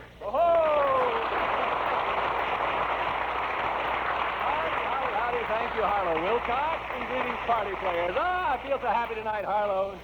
Because the new Miss Hush contest starts? Well, yes, that's one reason. Because Mr. John Laughing Boy Early, your Take It There contestant, said he would be gunning for you tonight? No, I mean, I'm really happy. Oh, because you found out that Duz is great in the wash tub? Yes. Right down the wash line, Duz does everything? Yes, it just alters my whole wash tub. Wonderful. Yes, I'm happy too. I'm glad, Harlow. In a few minutes, Miss Hush. Right now at the microphone, we'll have a lady. Let's go over and choose one of these ladies. Turn on the microphone, will you, Johnny Pollock? And let's see now. Let's run down the line here. How do you do? What is your name, please? Mary Donnelly. Hello, Miss Donnelly. Where are you from? Worcester, Mass. Fine. There's a bunch of contestants here at the microphone. What is your name, please? Mrs. Conway. Miss Conway, where do you hail from? Mineral Wells, Texas. Mineral Well. Yes. Is that next to Crazy Crystals, or is that... Right by it. What is your name, please? Mary Smith from Carmel, Pennsylvania. Yes, and your name? Mrs. Brown from Tacoma, Washington. Oh, we have great representation here. You were first here. What is your name again, please? Mary Donnelly. Mrs. Donnelly. You were from? Worcester, Massachusetts. Yes, well, that's the way it is, you see. Come on, let's walk back up to the microphone here. Somebody waxed the floor here tonight. Be careful. You want to get on this side, or shall we dance? Here you are, Mrs. Donnelly. Now, I'm going to have a question for you. Miss it, and we'll have a consequence, okay? Sure. What do you do in Worcester, Massachusetts? Housewife. Yeah, I beg your pardon? Housewife. Yes. Have you been out here long in Hollywood? No, just visiting my daughter. Isn't that lovely? 2 weeks. Yes. And she lives here all the time, I take it? Yes. Did you come alone or without anybody? My husband was with. Oh, that's good. All right, now I have a question. Mr. and Mrs. Donnelly, we shall have a consequence, okay? Yes. It's silly when you think of it. You and I, grown people up here, just going to do something. Old lady. What? Old lady. Old lady? What? Oh, Mrs. Donnelly. All right. Don't go off and leave that running. That's a wonderful laugh you have there, Mr. Donnelly. A question. This comes from Mrs. Mast of Los Angeles. Why is an adjutant the original mother's helper? Truth or consequences? I wish I'd looked over these questions tonight. Somehow they got by me. Say, WBZ will all be tuned in up there in Worcester and Boston, won't they? Yep. What? Yes. Yes, what you said. Why is an adjutant the original mother's helper? Because an adjutant is a stork. You see? Oh. Truth or consequence? That's what they call it. An adjutant is a stork. Isn't it, Ed Bailey? Yes. All right, you haven't told the truth, so you must pay the consequences. Now, Mrs. Donnelly, Are you with me? Yes. All right. During our pre-air time period, we asked for ladies who could sing fairly well. You and Mrs. Smith and Mrs. Brown there, all of them, and Mrs. Conway volunteered, and we're all very good. But I think we'll start with you. We'll take you. For your consequence tonight, we want you to sing all the solo parts with the Los Angeles City College Glee Club. And here is the conductor of that fine aggregation, Mr. Alan Lanham. Ladies and gentlemen, Mr. Alan Lanham of the Los Angeles City Glee Club. Mr. Lanham, I want you to meet your new soloist, Mrs. Donnelly. This is Mr. Lanham, Mrs. Donnelly. Yes. Yes. It's exciting, isn't it? Sure. Yes, Mr. Lanham, are there any instructions you'd like to give Mrs. Donnelly before she joins your group for the concert? Well, before we start, I'd like to check on Miss Donnelly's ear. Looks pretty good from here. I mean her ear for music. Oh, I see. You see, Miss Donnelly, Mr. Cole there is going to play a few notes on the organ, and I'd like you to sing these notes, would you please? Oh, this is going to be interesting, isn't it, Miss Donnelly? Oh, sure. Okay, Buddy Cole, play a few notes, will you, please?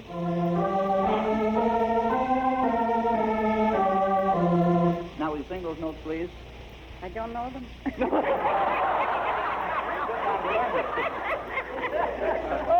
I don't even think she needs rehearsal, this woman. I mean, she just has it on the tip. All right. Well, it's going to be all right. Now, you really have a beautiful ear and a lovely lobe, too, if I may say so, Miss Donnelly. Now, Mrs. Donnelly, here behind this curtain, we're all ready for the big solo part now with the Glee Club. Here behind this curtain is the Los Angeles City College Glee Club with 50 male singers. Pull the curtain, boys, and let's have the 50 male singers from the Los Angeles City College Glee Club. Aren't they fine-looking boys, Mrs. Donnelly? Oh, sure. They certainly are. All right. Now, get on this platform here in the center of the Glee Club, will you, Miss Donnelly? All right. That's the stuff. Now, you'll take all the solo parts. You understand? Doesn't she look lonely there? All right. You'll take all the solo parts. The conductor, Mr. Lanham, will point at you, you see, when it's your turn. Now, whenever the singers stop, you sing your solo. Here are your lyrics. The underlined part will be yours. You understand, Mrs. Donnelly? Yes. Yes. All right. Now, fine. The house. Are you ready, Mrs. Donnelly? Are you ready? Yes. Remember, all Worcester is listening in. I guess they are. Do you have any last words? Eh? I hope you'll bury me if I die.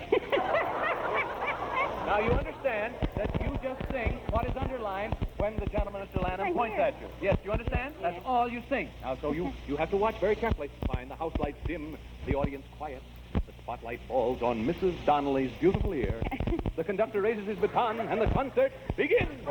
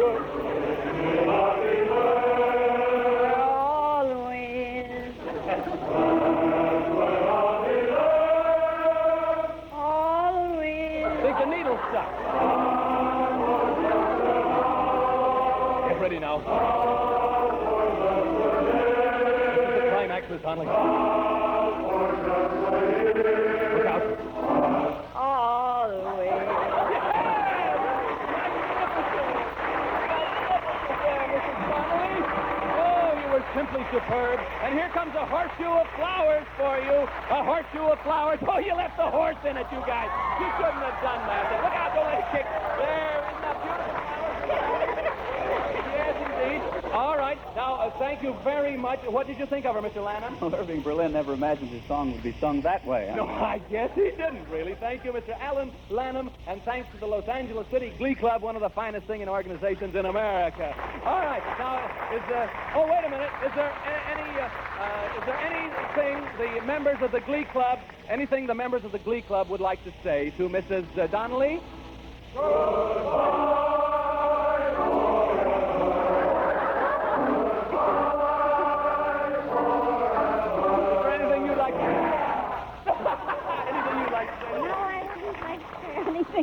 All right. Thank you, Mrs. Donnelly, for being a wonderful sport. We'll see that you get a recording of your concert with the Los Angeles City College Glee Club. Here, too, is a Parker VS pen and pencil set plus $15 prize money. And for the club room of the Los Angeles City College Glee Club, we have this RCA Victor Console radio phonograph combination. Happy singing, Los Angeles City College. Thank you, Mrs. Donnelly of Worcester. Oh, me, oh, my. And look here. Here's a big red box that does, too. Something every woman wants always. Say, Harlow. Yes, Ralph. How'd you come out on that does sequence we worked up last week? Did you tour the local stores and check up on the does situation? Did I? Ralph, it's terrific. You ought to hear the storekeepers. They've never seen anything move as fast as does. Bet they think we're packing diamonds in those big red boxes. Ah, yes. And the women, they say, hooray, just what I've been waiting for. My soap that does everything. The soap shortage really taught folks there's just no substitute for does. Right. Does really is different, folks. Different from any other leading package soap sold for wash day. Does even gives you more real soap suds ounce for ounce in your machine. Just a short washer run, and greasy black work clothes are shining clean. Streaked up towels gleaming white. And when we say does everything, we mean everything. Now get this. This same soap that's so tough on dirt is extra safe for the newest, gayest colors you want. So make next wash day Does Day. Roughest and toughest, whitest and brightest. Does everything. Very good, Harlow. Very good. All right. You might as well let him in, boys. Our Take-A-Dare contestant, Mr. John Early, has been pounding on our back door raring to see me. He's the fellow who was to get $1,500 if he could perform the most difficult dares you listeners sent in for 4 weeks. Now, last week, one of you listeners really handed Mr. Early a dilly. Miss Lorraine Asipa of Jamaica, Long Island, a very sweet girl and a very good sport, dared Mr. Early to marry her. Well, Mr. Early did what we anticipated. In fact, we felt absolutely sure Mr. Early would decline her proposal because of the serious nature of marriage, even though it meant forfeiting the $1,500. However, he said he was gunning for me, that he'd have it out with me here on Truth or Consequences tonight. So don't leave me now, boys, and let him in. Ladies and gentlemen, Mr. John Early, late of Tennessee. Oh, now wait a minute. Wait a minute now. Go easy there, boy. Wait a minute here. Oh, look out, Mr. Early. Take it easy. How do you feel, huh? I feel like I lost $1,500. Man, what your listeners did to me. Well, I'm glad he's laughing anyhow. He's on one side of the mic. Well, you said you could take any dare the listeners sent in, but I agree with you. They were a little rough with this dare, and we feel that perhaps you should be given another chance to win your $1,500. How about that? That's real nice of you, Mr. Edwards. Would you? Is that okay? Okay. All right. Now, here is your dare for next week. It was sent in by Miss Fanny Bell Holler of Columbus, Ohio. Many others sent in this dare, but Miss Holler's was first. Now, there's no need to take up any more time to tell you this dare, Mr. Early. We're a little behind in our timing. The instructions and the dare are in this envelope here. Just be at the place we've mentioned in the instructions at Truth or Consequences time next week. Now, is that fair enough? Thanks a lot for the extra chances. That's okay, boy. That's take it easy, will you? No, well, it's the people that are writing it in. It's in that envelope there. Be hearing from you next week, Mr. Early, and I hope you win $1,500. Now, don't thank us for giving you another chance. That's all right. Goodbye. There he goes. By the way, wait a minute. Close the door. By the way, I might as well tell you, Miss Holler's dare, in the envelope is a round-trip ticket to Niagara Falls. The dare she sent in is to have Mr. Early go over Niagara Falls in a barrel. Oh, man, wait until he reads Miss Holler's dare. You listeners really have him going. We'll have a microphone at Niagara Falls next week just in case he does show up. Aren't you listeners devils? No? Oh, man. Now, here we go. We'll tune it in. Whether he'll be there or not, we don't know. Now, here we go on with one of those Truth or Consequences surprise stunts that take place somewhere in the United States. At this very moment, in most parts of America, millions of people are eating dinner.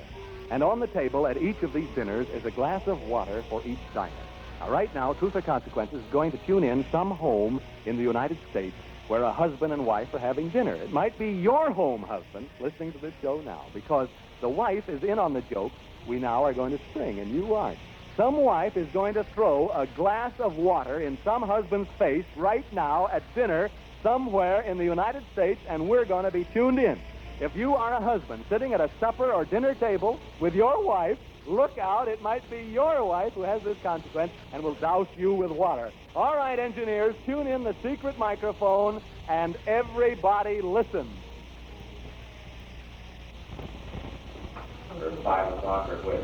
Did you hear what Ralph Edwards said? What I read the wife here talking about you in the house. You know about it. The wife knows about it. What would you do if I threw this glass For of wine? $500, that it wouldn't do it. Well, hold on to your sense of humor, honey, because you're the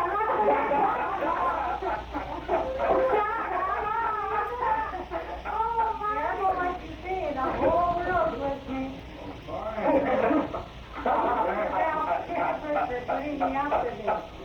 You're listening here. Go ahead now, Edward. You better squeeze fast.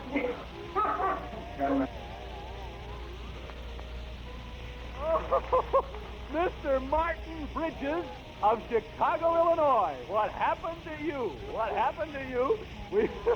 There was a bit of laughing going on, but the splashing was going on at your table. Yes, we did put your wife up to this consequence, and I must say, Mrs. Bridges carried off her part almost too willingly, and the guests there got a kick out of it, too. What worries me are those wives throughout the country who maybe couldn't resist the opportunity to use this as an excuse to do the same thing to their husbands, you know.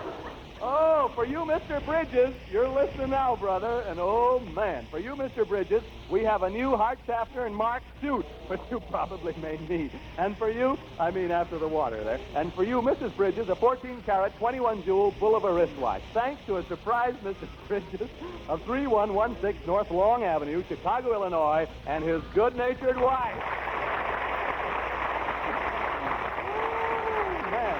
Oh, we'll be in Chicago ourselves. Truth or Consequences will be in Chicago, all of us in person at the Chicago Theater every day, 4 or more shows a day. Yahoo! 4 or more shows a day for 2 weeks, beginning October 31st through November 14th. Mark that date in your calendar. Chicago, October 31st, 2 weeks, Chicago Theater. Truth or Consequences. Hello. What's the name of the married couple at the microphone now? Yes. Who's first? Mr. and Mrs. Al Janke, Cincinnati, Ohio. Hello, Mr. Janke. Hello, Mrs. Janke. Hello, Mr. Edwards. Pleasure to have you here. How are things in Cincinnati? Fine. Good. Have you been out from Cincinnati long? About 3 weeks. Wonderful place, isn't it? Fine. Good. I'm glad you agree. Because we certainly agree. Love it out here. Yes. Well, what brought you out? A train or? No, we're on a convention, the American Trucking Association's convention, the 26th till the 1st of November. The American what? American Trucking Association. A dance marathon? I don't know. Oh, trucking. You mean charity? Probably will be. Yes. All right. Now, what'd you say, Mrs. Janke? I said it probably will be. Yeah. Where do you live in Cincinnati? Wyoming, Ohio. Wyoming? 33 Forest Avenue, Wyoming, Ohio. That's Suburb. Does Cincinnati go clear out to Wyoming? Oh, they're getting bigger. A lot of Procter & Gamble. Does everything. Does everything. All right. Now, who is the world-famous doctor who has never carried who has never carried a pill case? I'm going to look these over next time. For this, I love this. It's been for 2 years we've been trying to get this on. Who is the world-famous doctor who has never carried a pill case, prescription book, or any surgical instruments? Truth or consequences? I'd never know that. This coming from Texas, there's so much. Dr. Pepper. Well, you haven't told the truth, so you must pay the consequences. That's a goodie, isn't it? That's good. Oh, my, what a case. All right, now, Mr. and Mrs. Janke, you haven't told the truth, so you must pay the consequences. You said you were here in Hollywood on a little vacation, is that right? Mm-hmm. All right, what are you doing? Oh, you're at Trucking Association. All right, how much longer do you expect to stay? November the 1st. Oh, you'll be here quite a while. You'll be able to take advantage of this then. Have you been through any of the movie studios yet? No. You haven't? Oh, my. Are you going to be free next week? All right, starting Monday and all through the week, how would you like to see them work at Universal, 20th Century, Metro, Paramount, Republic, and Columbia? Would you like that? Very much. So would you Very like? much. Yes, well, that's your pleasant consequence. Here are free passes for all 6 places, one for each day in the week. Now, Mr. and Mrs. Janke, on Monday, you will watch them work at Universal Termite Control Company. On Tuesday, it'll be Metro Furniture Company. Wednesday, Paramount Egg and Poultry Company. Thursday, Republic Towel and Linen Supply. Friday, Columbia Carpet Service. And Saturday, 20th Century Service Station. Isn't that exciting? Oh, isn't that going to be wonderful? Just think when you get back home to Cincinnati, you'll be able to tell them what went on at Paramount Egg and Poultry Company. Well, goodbye, Mr. and Mrs. Janke. You have fun, and so that you'll have some expense money, here is a $50 savings bond. And here, too, is a big red box of Does. One soap that does all your wash. Roughest and toughest, whitest and brightest. Does everything. Thank you, folks. Goodbye. So long, Mrs. Janke. That's Truth or Consequences with Ralph Edwards from 1947. And like we said, we're going to have the beginning of the 1947 Miss Hush contest. Now, this was a big deal at the time. Of course, it started a couple of years earlier, 1945, when it was, well, kind of a spoof of on the giveaway shows. They had the Mr. Hush contest, where he'd stand off stage and he'd clue his identity by giving little hints. And Mr. Hush was the first one. Let's see if your memory remembers or not. Fighter Jack Dempsey. And then they went on to a Mrs. Hush, who was Clara Bow. And 1947 Miss Hush, well, we're not going to tell you who that is. We're just going to let it get underway on the old-time radio show. Kind of a scratchy one from 1947, October of that year, an October 18th broadcast. Saturday is when it was broadcast. It's 27 minutes after 8 o'clock in Chicago on this Thursday morning on the old-time radio show, WXFM 106. Pay a few bills, and let's go back to Hollywood. A message to businessmen from the Red Baron. I'm a businessman myself, so on my airline, Lufthansa, I try to give the kind of service I like to get when I travel. Good schedules, delicious continental food, and all the little extras that can make a flight a pleasure. Like my special quiet section in case you need to work on the plane. Of course, you don't always want to work, so you'll find some wonderful distractions, like my course in conversational German. And my fitness in the chair program. Up one, down two, stretch. I know you say in your country never mix business with pleasure. But that's just what I try to do on my airline. And so far, I haven't gotten any complaints. Fly with the Baron. He understands the businessman.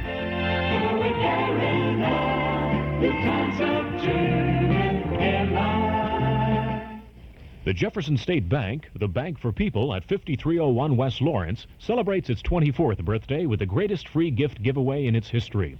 A selection of 24 gifts to savers, ranging from imported French crystal, smokeless indoor grill, Vegematic food cutter, men's and women's digital watches, 7-piece stainless steel cook sets, 11-piece Corningware sets, an array of 4 different kinds of luggage, a Miro eggery, a Costo folding step stool, and that's just to mention a few. They're yours absolutely free when you purchase a Jefferson TJ 6-month certificate, minimum amount $10,000 paying Treasury bill rate, or a $5,000 time savings account. With the savings accounts as low as $1,000, some items are available free and others with a small cash payment. All accounts are insured up to $40,000 by the FDIC, and interest is paid in many ways. Free senior citizens checking account, also direct deposit of Social Security checks available at the Jefferson State Bank, 5301 West Lawrence and Milwaukee and Higgins. Phone 777-4433. That's 777-4433. The Jefferson State Bank, member FDIC. Right now is a great time to order your subscription to the totally new WXFM Old Time Radio Program Guide. This first edition, 12-page September-October issue includes complete and accurate listings of all the old-time radio programs we've planned over the 2-month period. And you get details of the monthly cassette specials. How about a few trivia questions to test your memory, too? A full-year subscription to the old-time radio program guide is yours for just $5. And we'll be happy to put you on the mailing list to begin your subscription with the September-October premiere issue. The old-time radio program guide delivered by first-class mail to your home or office every 2 months, 6 times a year. To order yours now, send a $5 check or money order payable to Old Time Radio in care of WXFM, Chicago, 60601. That's $5 to Old Time Radio in care of WXFM, Chicago, 60601. Do it today. Don't be a slowpoke. You keep me waiting till it's getting aggravating. You're a slowpoke. And speaking of slowpokes, we'll get back to Ralph Edwards and his program, Truth or Consequences, in a moment or two. 30 minutes and about 30 seconds after 8 o'clock. We do like to tag this little commercial announcement about the old-time radio program guide by mentioning what is available this month for the cassette specials. Very briefly, from 1946, it's the great family classic of Lux Radio Theater, Meet Me in St. Louis, a good one from December 2nd of that year. William Keeley production with Judy Garland, Margaret O'Brien, and Tom Drake. Pure family entertainment. And Judy Garland fans, you want to gobble this one up for sure. Or you have a choice of 2 classic escape stories. Lion and Gin and the Ants from 1949, and on the other side, it's Three Skeleton Key from 1950. So there's two 60-minute cassette specials to choose from for the month of September to our old-time radio listeners, and they're available to you for the amount of $5.50 each. And you can send your check or money order to Old Time Radio in care of WXFM, Chicago 60601. That's $5.50 each to Old Time Radio, Chicago, Illinois 60601, addressed to WXFM. And please specify Lux or Escape, and we'll be happy to get that in the mail for you right away. It's, let's see, 28 minutes before 9 o'clock, and we can't wait any longer. Right, let's get back to Truth or Consequences and find out all about the Miss Hush contest of 1947. Now it's time. Now it's time for the new Miss Hush contest for the March of Dimes. Although the actual March of Dimes campaign doesn't start until January, we're starting our Hush contest in the hopes we can get the March of Dimes campaign off to a fast start on January 15th. No need to tell you what last year's Mrs. Hush contest did for the Infantile Paralysis Fund. Over $500,000 were contributed by you wonderful, warm-hearted friends who were anxious to join in the fight against polio. Incidentally, Mrs. Hush, Clara Bow, and I want to thank the March of Dimes and its president, Basil O'Connor, for the very beautiful statuette commemorating last year's Mrs. Hush contest that was sent to us. The plaque mentioned that it was a charity contest unparalleled in radio history, and certainly, thanks to you friends, it was. But Clara Bow and I both believe that the people who deserve the plaque are you listeners, who contributed over $545,000, over $500,000 for this great worthwhile cause. This year, let's make it over $1 million for the March of Dimes in the Mrs. Hush contest, or Miss this year. Mrs. Hush, Clara Bow, is rooting for the new Miss Hush contest to double last year's amount. Now, we'll give you folks at home just about a minute to get your thinking caps on, and in that time, we'll announce another winner. Now, Does nominates this week's Dishpan Dozer. She's Mrs. H.W. Champagne of South Daytona, Florida. Mrs. Champagne, congratulations. You've found Does everything in your dishpan as well as your water. Does goes all the way, from cleaning up the greasiest pans to taking delightful care of hands. How come Does does so much? Well, listen. Does is actually made richer than any strong granulated soap. Gives you real soap suds that stand up till the last dish is done. Changing to Does is a wise decision for hands, too. It can mean softer, prettier hands. So, start doesing your dishes. Does everything. It sure does. Harlow Wilcox. Now, here it is. Stand by for the voice of Miss Hush, a well-known American miss. Listen to her voice now, then we'll tell you how to enter the Miss Hush contest and be eligible for the first week's prizes. Listen to the first week's prizes. A 1947 Buick Super Convertible from the Howard Automobile Company with automatic top, white sidewall tires, radio, heater, fog lights, and everything. A complete Bendix home laundry with washer, dryer, and mangle. A round-trip ticket for two from any place in the United States via United Airlines Mainliner 300 across the Pacific to Honolulu, and a suite of rooms for a 2-week vacation at the Matson Line's world-famous Royal Hawaiian Hotel, all expenses paid. And that's the first week's prizes on the Miss Hush contest. Now listen now to the voice of Miss Hush, and then hear how to become eligible for these Dream World prizes. Attention, here is Miss Hush.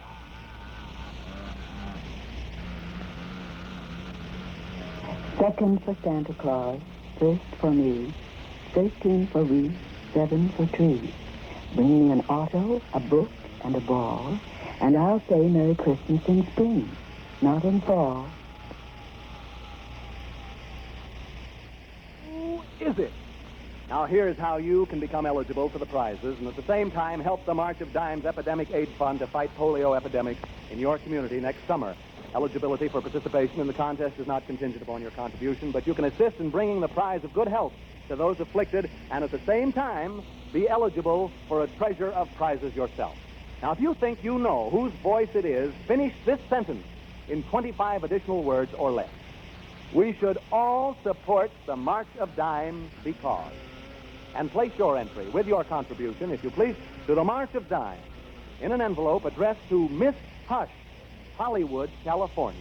Miss Hush, Hollywood, California. Now make sure your name and address and telephone number are printed plainly on the upper right-hand corner of the paper upon which your entry is written. Do not include the name of Miss Hush in your entry.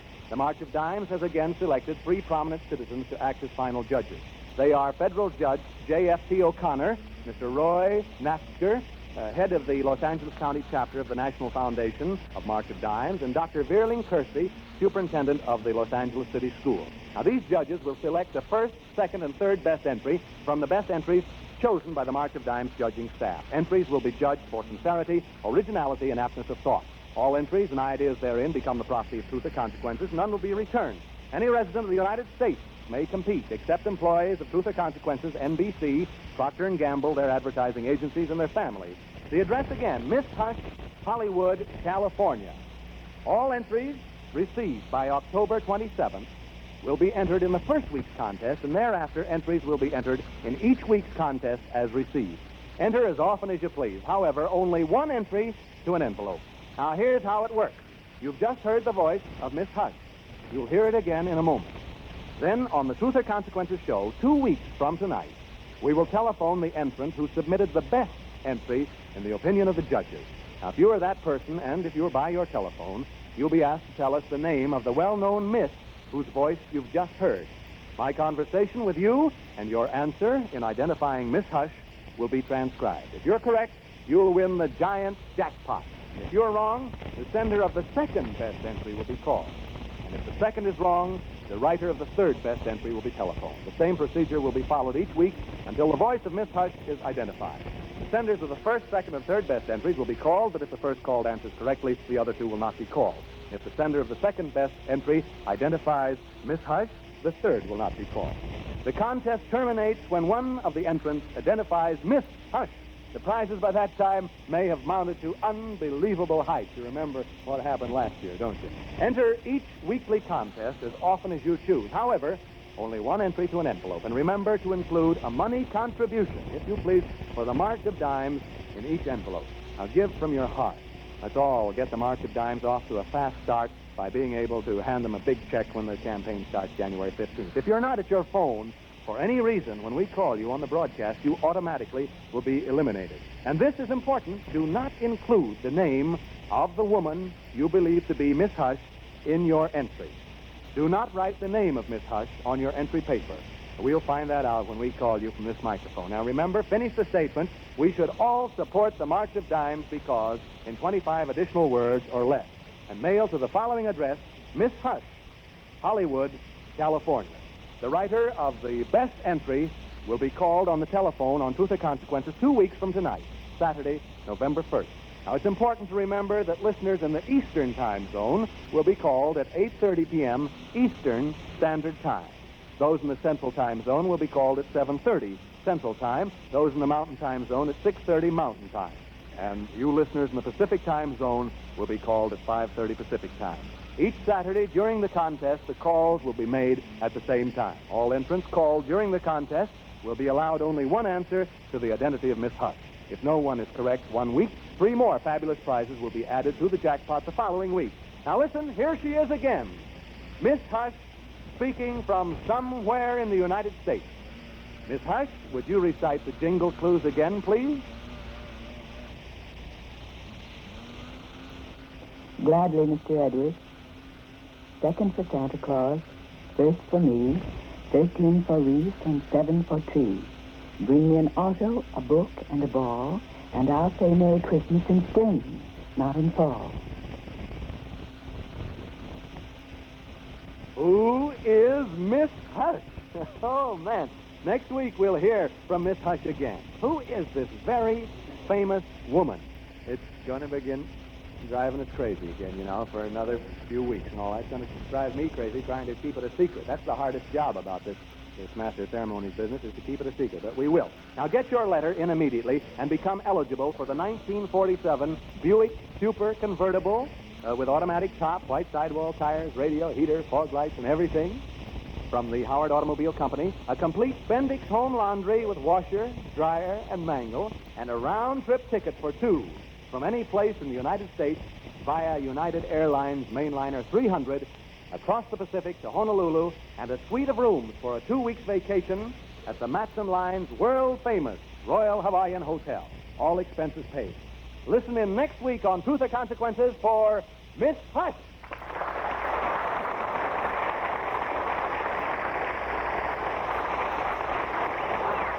Oh, boy. Here we go again. Well, Stud's alive. Incidentally, next week you'll hear her name, and you'll hear her voice again, I should say, and you'll also hear that jingle. That's the important thing. Get the clues. Stud's alive. It's our happy-go-duzzy singers and their merry washing machine. Hello.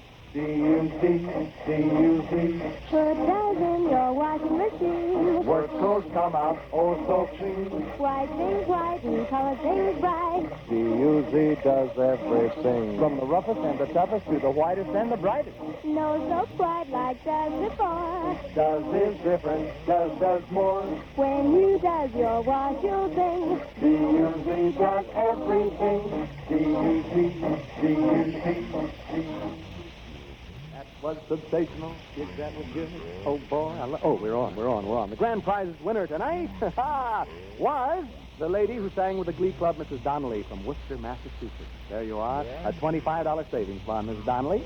There you are. And, folks, the truth is, we must all help conserve food. Do your part. No meat on Tuesdays. No poultry or eggs on Thursdays. Save a slice of bread every day. This is Ralph Edwards sending you dozens of good washers. Until next week, when again we hear from Miss Hush and find out if Mr. Early really is going over Niagara Falls in a barrel. Good night, everybody!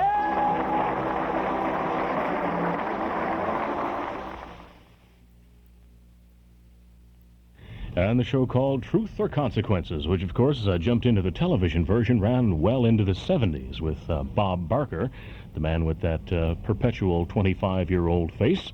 And that was Ralph Edwards from October 18th of 1947, the beginning of the 1947 Miss Hush contest. On the Old Time Radio Show, well, we don't have anything like a brand new Buick to give away, just a lot of old-time memories. 16 and a half minutes before the hour of 9 o'clock on WX FM 106. Since 1928, Miller Brothers Lumber Company has been a constant source of supply to contractors, builders, and the general public in all items of lumber and millwork. This is an ideal time to fix up the interior of your home. To do the job right, start with the fine quality, low-cost materials at Miller Brothers Lumber Company, 4918 West Lawrence Avenue. See the fabulous selection of pre-finished wall panelings manufactured by Masonite, Pavco, Bywood, Roseburg, and others. Choose from a selection of 150 beautiful finishes that are on display in their paneling showroom. Open for your convenience daily till 4:30 p.m. and on Saturday until 11:30 a.m. At Miller Brothers Lumber Company, you'll also find a complete supply of lumber, millwork, insulation, roofing, ceiling tile, aluminum siding, and sectional garage doors. All items are in stock and available at lowest money-saving prices. For city and suburban delivery, call Avenue 3-3460. Miller Brothers Lumber Company, your best source of supply for all items in lumber and millwork. They accept MasterCharge and Visa bank cards. Miller Brothers Lumber Company, 4918 West Lawrence Avenue in Chicago. And in Chicago, it's 15 minutes before 9 o'clock as we continue with more memory sounds this morning on the Old Time Radio Show. We promised you the brothers Dorsey, well, Tommy, and he's going to visit with Bill Stern in just a moment from 1945, right after this word. This is Joe Capo for Crane Chicago Business. Chicago may not have a winner in Sox Park, Wrigley Field, or Soldier Field, but we are winners in one field, business. And no other newspaper covers Chicago business like Crane Chicago Business. Pick up a copy at your newsstand or call 338-8700 today to subscribe to Crane Chicago Business, the #1 way to keep up with the city that's second to none, at least in the business field. The extraordinary sound of music. WX FM 106.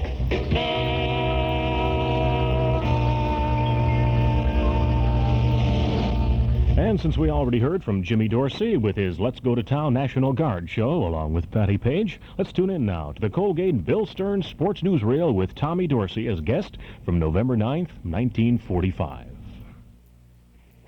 Colgate, Colgate presents Bill Stern with the Colgate Shave Cream Sports Newsreel. Bill Stern, the Colgate Shave Cream Man, is on the air. Bill Stern, the Colgate Shave Cream Man, with stories rare. Take his advice and you'll look keen. You'll get a shave that's smooth and clean. You'll be a Colgate brushless fan. Good evening, ladies and gentlemen. This is Bill Stern speaking from New York City. For here in New York tomorrow afternoon, we'll be broadcasting the Army Notre Dame football game. But let's get on with tonight's show. Our guest tonight is one of the most famous orchestra leaders in the world, Mr. Tommy Dorsey. But first, Reel 1, portrait of a strange football story. Tomorrow out in California, the University of California battles the University of Southern California in the West Coast's most important football game.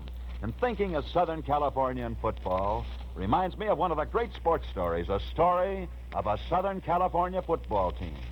This story begins back in 1931 when Southern California was playing Notre Dame. Notre Dame that year had a great team. And at halftime, when the Southern California team came back into its dressing room, Notre Dame was leading 14-0, and apparently Notre Dame had that game won. But the Southern California coach was a man named Howard Jones, and he was far from licked. Quietly, Howard Jones began to talk to his team, when suddenly there was a terrific commotion just outside the dressing room door.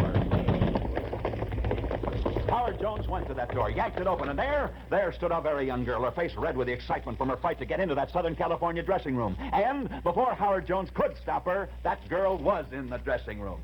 Listen, gang, never mind who I am, but I've got a kid brother who's lying in a hospital in California, listening to this game. He's sick, very sick.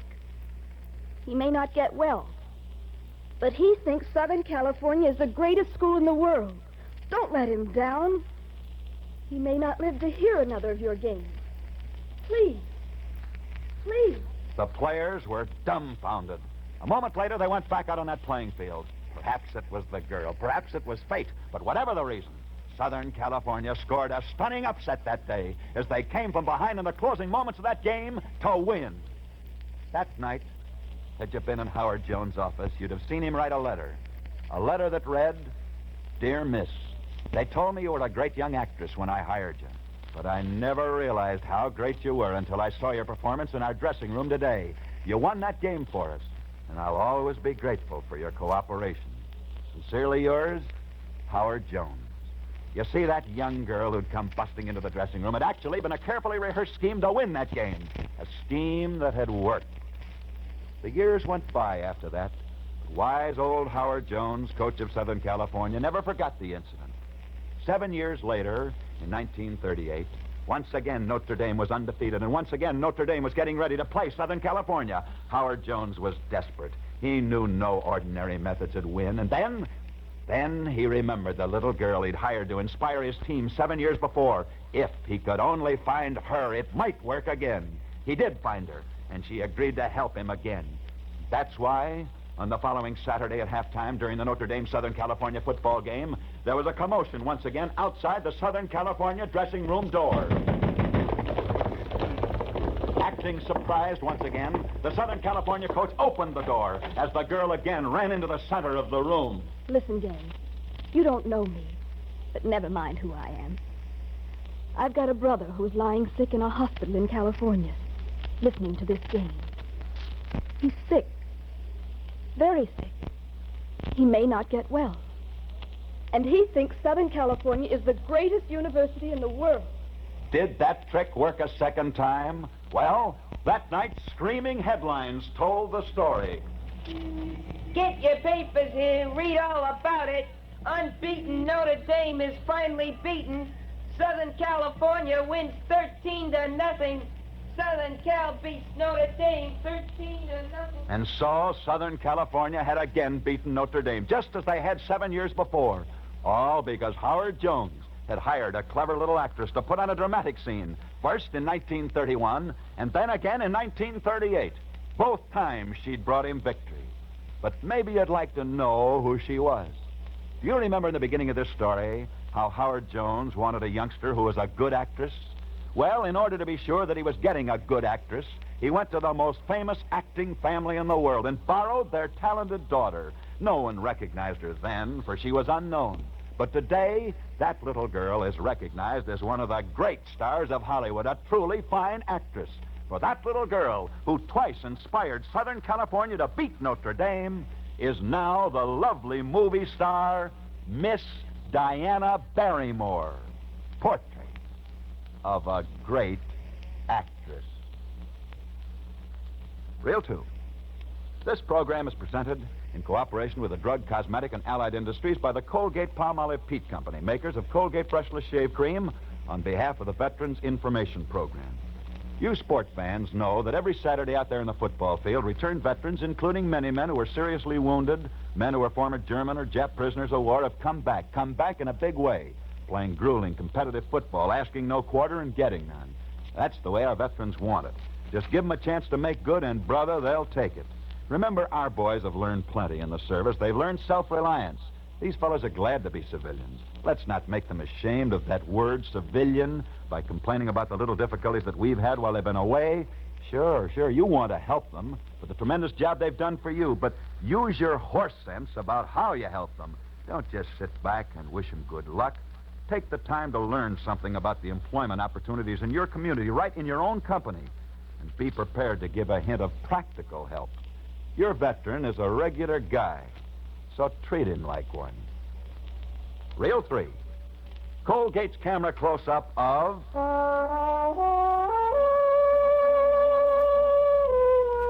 Hear that trombone? That's the most famous trombone in America, but it's being played by Tommy Dorsey, who's appearing with his grand band at New York's famous 400 Club. And here he is in person, ladies and gentlemen, the sentimental gentleman of swing, in person, Mr. Tommy Dorsey. Good evening, Bill. Bill, instead of the usual interview tonight, may I tell a sports story? By all means, go ahead, Tommy. All right, William. Many years ago, there was a baseball player named Sid Farrar with the old Philadelphia team in the National League. In those days, baseball players didn't earn much money. So when the Philadelphia baseball fans found out that Sid Farrar had a little daughter who wanted a musical education, but that he couldn't afford to give it to her, they decided that they would raise the necessary money, and they did. These Philadelphia baseball fans raised this money by saving tinfoil and selling it. And with the money they raised from the sale of this tinfoil, they did give Sid Farrar's daughter a musical education. And she went on to become one of the greatest singers the Metropolitan Opera has ever had. For this girl, who got her start thanks to baseball fans, became the immortal singing star, Geraldine Farrar. That is amazing, Tommy. Hold the phone, Bill. There's more to the story. My father was one of those baseball fans, and he was so impressed by the fact that a big league baseball player could not afford to give his daughter a musical education that he made my brother Jimmy and me give up trying to be ball players and made us both take up music. And that's why we became musicians. So baseball is not only responsible for the immortal singing star Geraldine Farrar, but baseball is also responsible for the two famous band leaders, Tommy and Jimmy Dorsey. Thanks so much. Good luck and good night, Tommy Dorsey. Reel 4. Profile of a rivalry. Just a few minutes ago, we told you the story of how a young girl beat Notre Dame in a football game. That was the story of Notre Dame's great football rivalry with Southern California. Now let me tell you another story as told to me of another Notre Dame football rivalry. For this is the story of Notre Dame's traditional football rivalry with Army. Tomorrow, Notre Dame meets Army in the nation's biggest football game. But behind that game tomorrow is a story that begins many years ago in a tiny Midwestern town where a boxing tournament was being staged. In this boxing tournament, there were two amateur prize fighters, one who fought under the name of Frankie Brown, the other who fought under the name of Ike Wilson. And these two amateur prize fighters, Frankie Brown and Ike Wilson, put on quite a boxing exhibition that night. For both of these boys were determined to become professional prize fighters. After their fight was over, the man who had refereed their fight invited both of these youngsters to have dinner with him, and both boys accepted that referee's invitation. It was during this dinner that the referee said, "You boys fought a good fight tonight. I ought to know since I was the referee. But let me tell you one thing. Boxing holds no future for either of you. Both of you are young enough to forget about boxing and get an education. An education will do you both far more good than becoming prize fighters." Both Frankie Brown and Ike Wilson listened to that referee, for they knew who he was and they respected his judgment. And so it was that a referee at a boxing tournament changed the lives of two youngsters. For both Frankie Brown and Ike Wilson took that referee's advice, gave up prize fighting, and went to college. Frankie Brown went to Notre Dame, where he dropped his ring name of Frankie Brown and became famous under his real name, which was Newt Rockne. And Ike Wilson, the other boy, he too went to college. He went to West Point, where he became famous under his real name, which is Dwight Eisenhower. At their respective colleges, both of these boys, Eisenhower and Rockne, went out for football. Rockne made the Notre Dame team, but Eisenhower broke his leg in a game up at West Point, and he had to give it up. In 1913, when West Point had an open date on its football schedule, it was Newt Rockne at Notre Dame who wrote to his old friend Dwight Eisenhower at Army to see if their two teams couldn't meet, and they did meet that year. And that was the beginning of the great Army-Notre Dame football games, which have been played every year since then. But this friendship between Rockne and Eisenhower did more than that. It also cost Newt Rockne his life. For in flying westward in 1930, Rockne changed his course to go by way of Kansas to see his old friend. And in Kansas, Newt Rockne's plane crashed and Rockne was killed. So you see, Newt Rockne's career began in Kansas when he met Eisenhower and ended in Kansas years later when he was on his way back to see his old friend. Tomorrow, once again, Notre Dame will meet Army in the nation's biggest football game. A football rivalry, according to the legend, that might never have started but for a prize fight held many years ago in Kansas. A prize fight in which a kindly referee took Rockne and Eisenhower aside after their fight and talked both boys into going to college. Hence, if it hadn't been for that referee, the world would have never known Newt Rockne or Dwight Eisenhower. And if it hadn't been for that referee, we would never have had the Army-Notre Dame football games. But maybe you'd be interested in knowing who that referee was. As the story goes, he was formerly the heavyweight champion of the world. His name was John L. Sullivan. Profile of a legend. Reel 5, Charles F. McCarthy.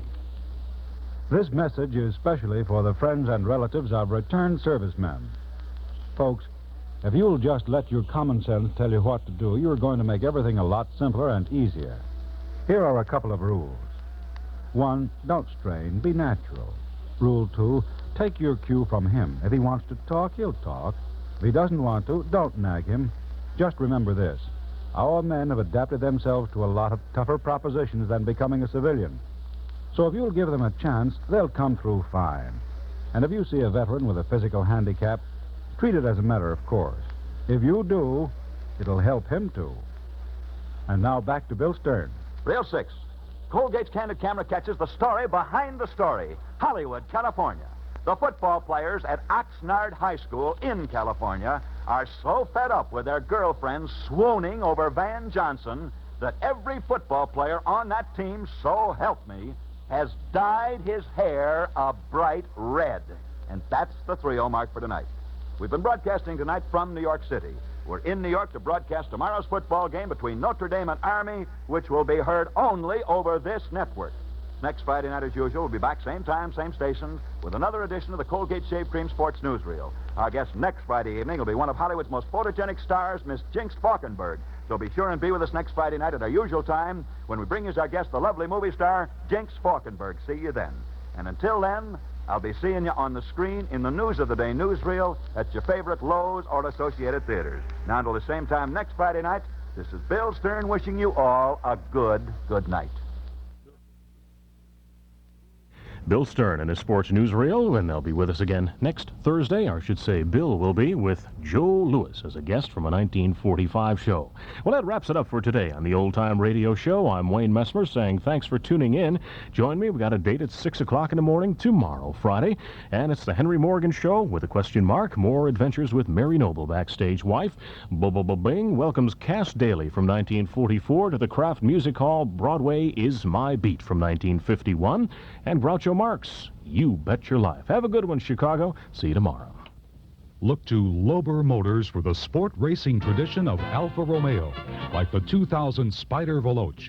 Its aerodynamic styling sets it apart from other sports cars. That may be one reason why Alfa Romeo outsells its German competitors even in Germany. Another reason may be Alfa Romeo's unlimited mileage 1-year warranty. Whatever the reason, Lober Motors on Clark Street has the largest selection of new and used Alfa Romeos in Chicago. And with gas prices spiraling upward, Alfa Romeo combines both economy and sporty elegance. And right now, Lober Motors makes it easier than ever to buy a new Alfa Romeo by raising the value of your trade-in. That's right, your car is worth more now than it was last month because our inventory of Alfa Romeos must be reduced. So drive in for a free appraisal today and drive home in a new Alfa Romeo tonight. From Lober Motors, 1111 North Clark Street, Chicago. That's Lober Motors, the logical choice. Excitingly different. At 106, this is WXFM, Elmwood Park, Chicago.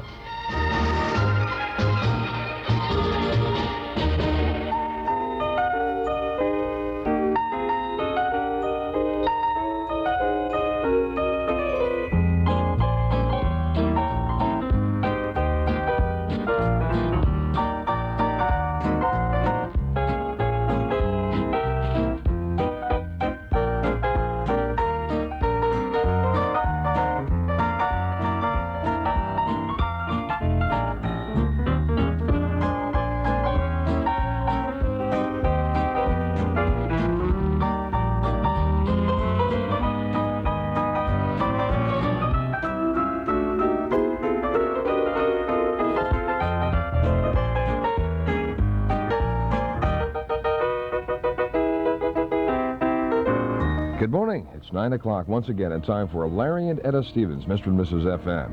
And a fine guest star today, in fact, an author. And beside that, America's most decorated soldier. Stick around and find out who.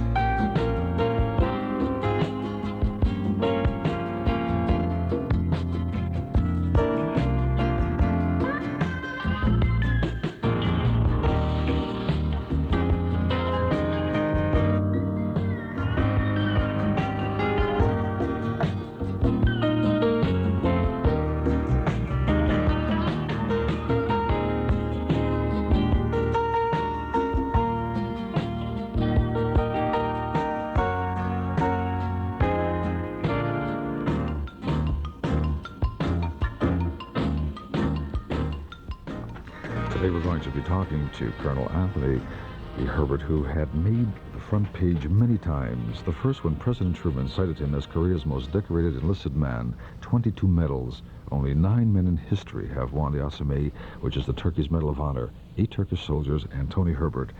We're going to have a candid conversation with the super soldier who was forced to leave the Army for exposing war crimes and high-level cover-up in Vietnam.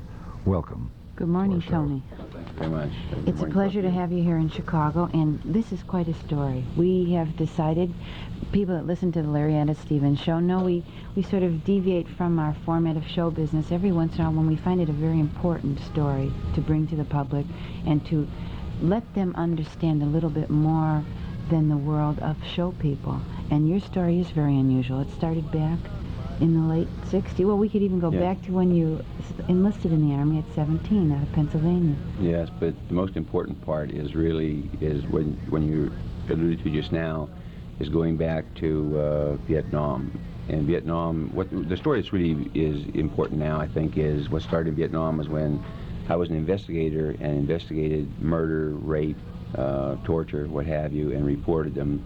And then later as a battalion commander actually witnessed the same kind of crimes, not rape, but murder, skinning of girls alive, torturing individuals, what have you. I reported these to my commanders, and they did nothing about it. And then one day after I was named as the most outstanding battalion commander in Vietnam, the commanders, when I insisted that they do something about it, relieved me of my command. I went down to Saigon, where I felt that certainly General Abrams would be more interested in the truth in the U.S. Army. I talked to General Abrams and his staff. I was then asked to cool it and to keep quiet for the good of the Army in Vietnam. I felt, well, I didn't think it was for the good of the Army. I came back to the United States and I talked to the generals here and up in Washington. I was told then to cool it for the good of the United States Army, that we didn't want to destroy the Army's reputation. I didn't feel that it was destroying the Army's reputation. I felt that most of the people in the Army were good, honest individuals and wanted a clean Army. I then ended up in the Secretary of the Army's office, where I was asked by the Undersecretary of the Army to cool it for the good of the United States. I still refused to do that. I was offered, in effect, immediate promotion if I was willing to cancel out. I didn't. And then I got out of the Army after the pressures were put on, and I wrote the book Soldier, which was a bestseller then. That was what year? I was 73, and it was a bestseller within 2 months after it came on the stands. And then, of course, what happened is 60 Minutes did a devastating show, and the book was pulled off, in effect. And recently, then, CBS, as a result of that show, 3 people sued me, or 1 was going to sue me, and 2 already did sue me. I fought the cases, proved I was telling the truth, and won the cases. I then turned around and sued CBS for $44.7 million. During the litigation, CBS refused to give me the documentation that I asked for. The judge ordered them to give it to me. He looked at each piece and said some of it I could have, some of it I couldn't. He ordered them to give it to me. They still refused, went to the appellate court. The appellate court backed CBS, said he didn't have to give it to me. He went to the Supreme Court. And, of course, in April, I won the case, which the press is now complaining about as the State of Mind case, because I won that case against CBS, which is, and I know I'm talking a lot, but which is I want to get just to one point. People ask why I'm back on the road. Of course, the book has been reissued. It's been reissued through Walgreens. Corky Walgreens was the guy who backed this when they tried to freeze it out. And he backed it here in Chicago and gave me the opportunity to do this again. Well, let's explain that a little bit, because this book originally was released through a CBS affiliate. Yes. And then when this whole trouble and problem with CBS and 60 Minutes came along, they withdrew the book from the shelves. Yeah, let me tell you a really odd quirk in that. CBS's lawyers, Holt Reinhardt, and it's all the same company, their lawyers looked into this and made me prove that everything was true before I wrote the book. I proved it to their satisfaction. Then, right after the book came out, within a matter of a month or so, CBS, those same lawyers, okayed the 60 Minutes show saying it was a lie. Then, because they didn't read the contract we had made, they thought they could settle out of court with these people who sued me. I showed them where they couldn't, that I would fight those cases. Then those same lawyers were required to defend me that I was telling the truth.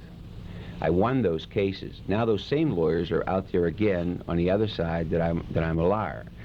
I don't think CBS at this particular point, now that they have the evidence, and they had the evidence before, would ever say I was a liar. They're too smart for that. But now they're saying about the malice part, that they didn't do it with malice. We'll see. I can prove malice in the courtroom. Well, the show actually that we're talking about, 60 Minutes at that time with Mike Wallace reporting the story, it was called The Selling of Anthony Herbert. At that point, they didn't actually come out and call you a liar, but they had people on there that in their testimony, and it's public record, people can read the transcripts of that show, that actually said that you were not telling the truth.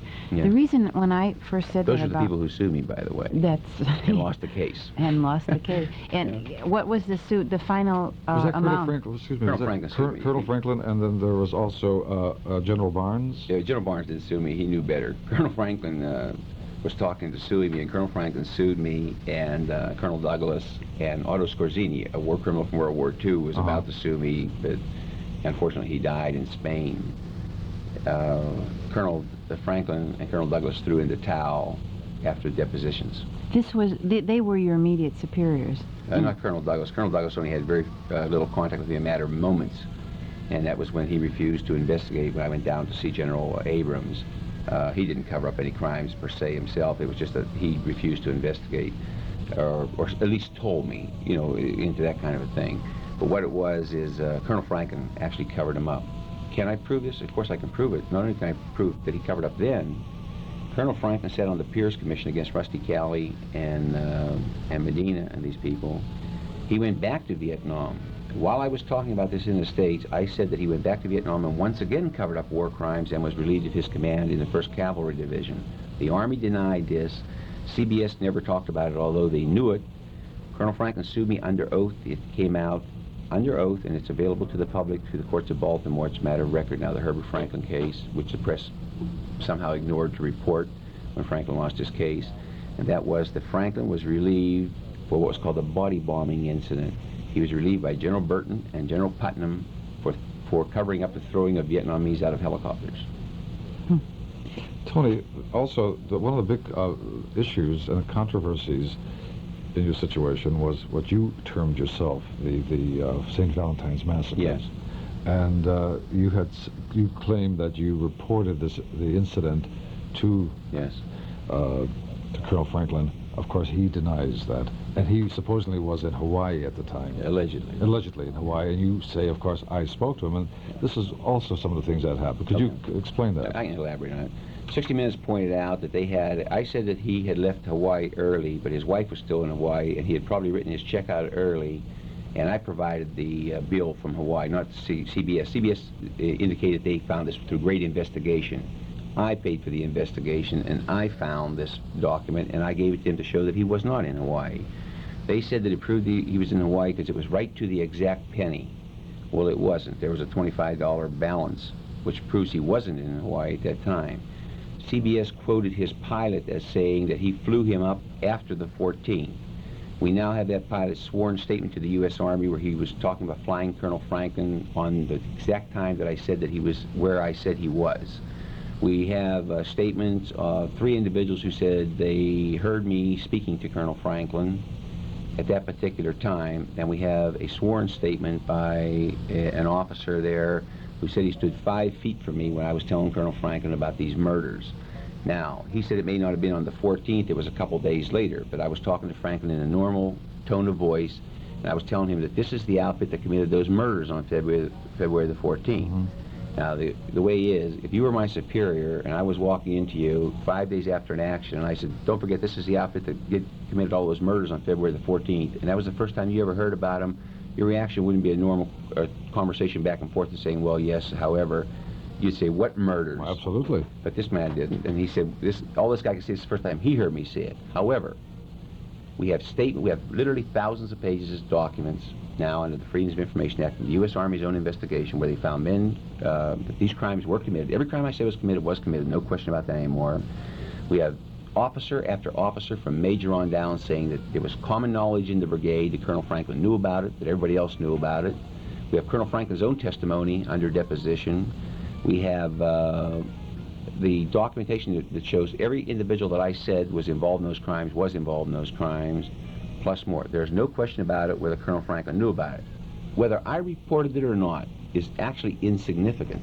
If Colonel Franklin knew about it, he was required to report. Let me give you the key thing of this whole investigation.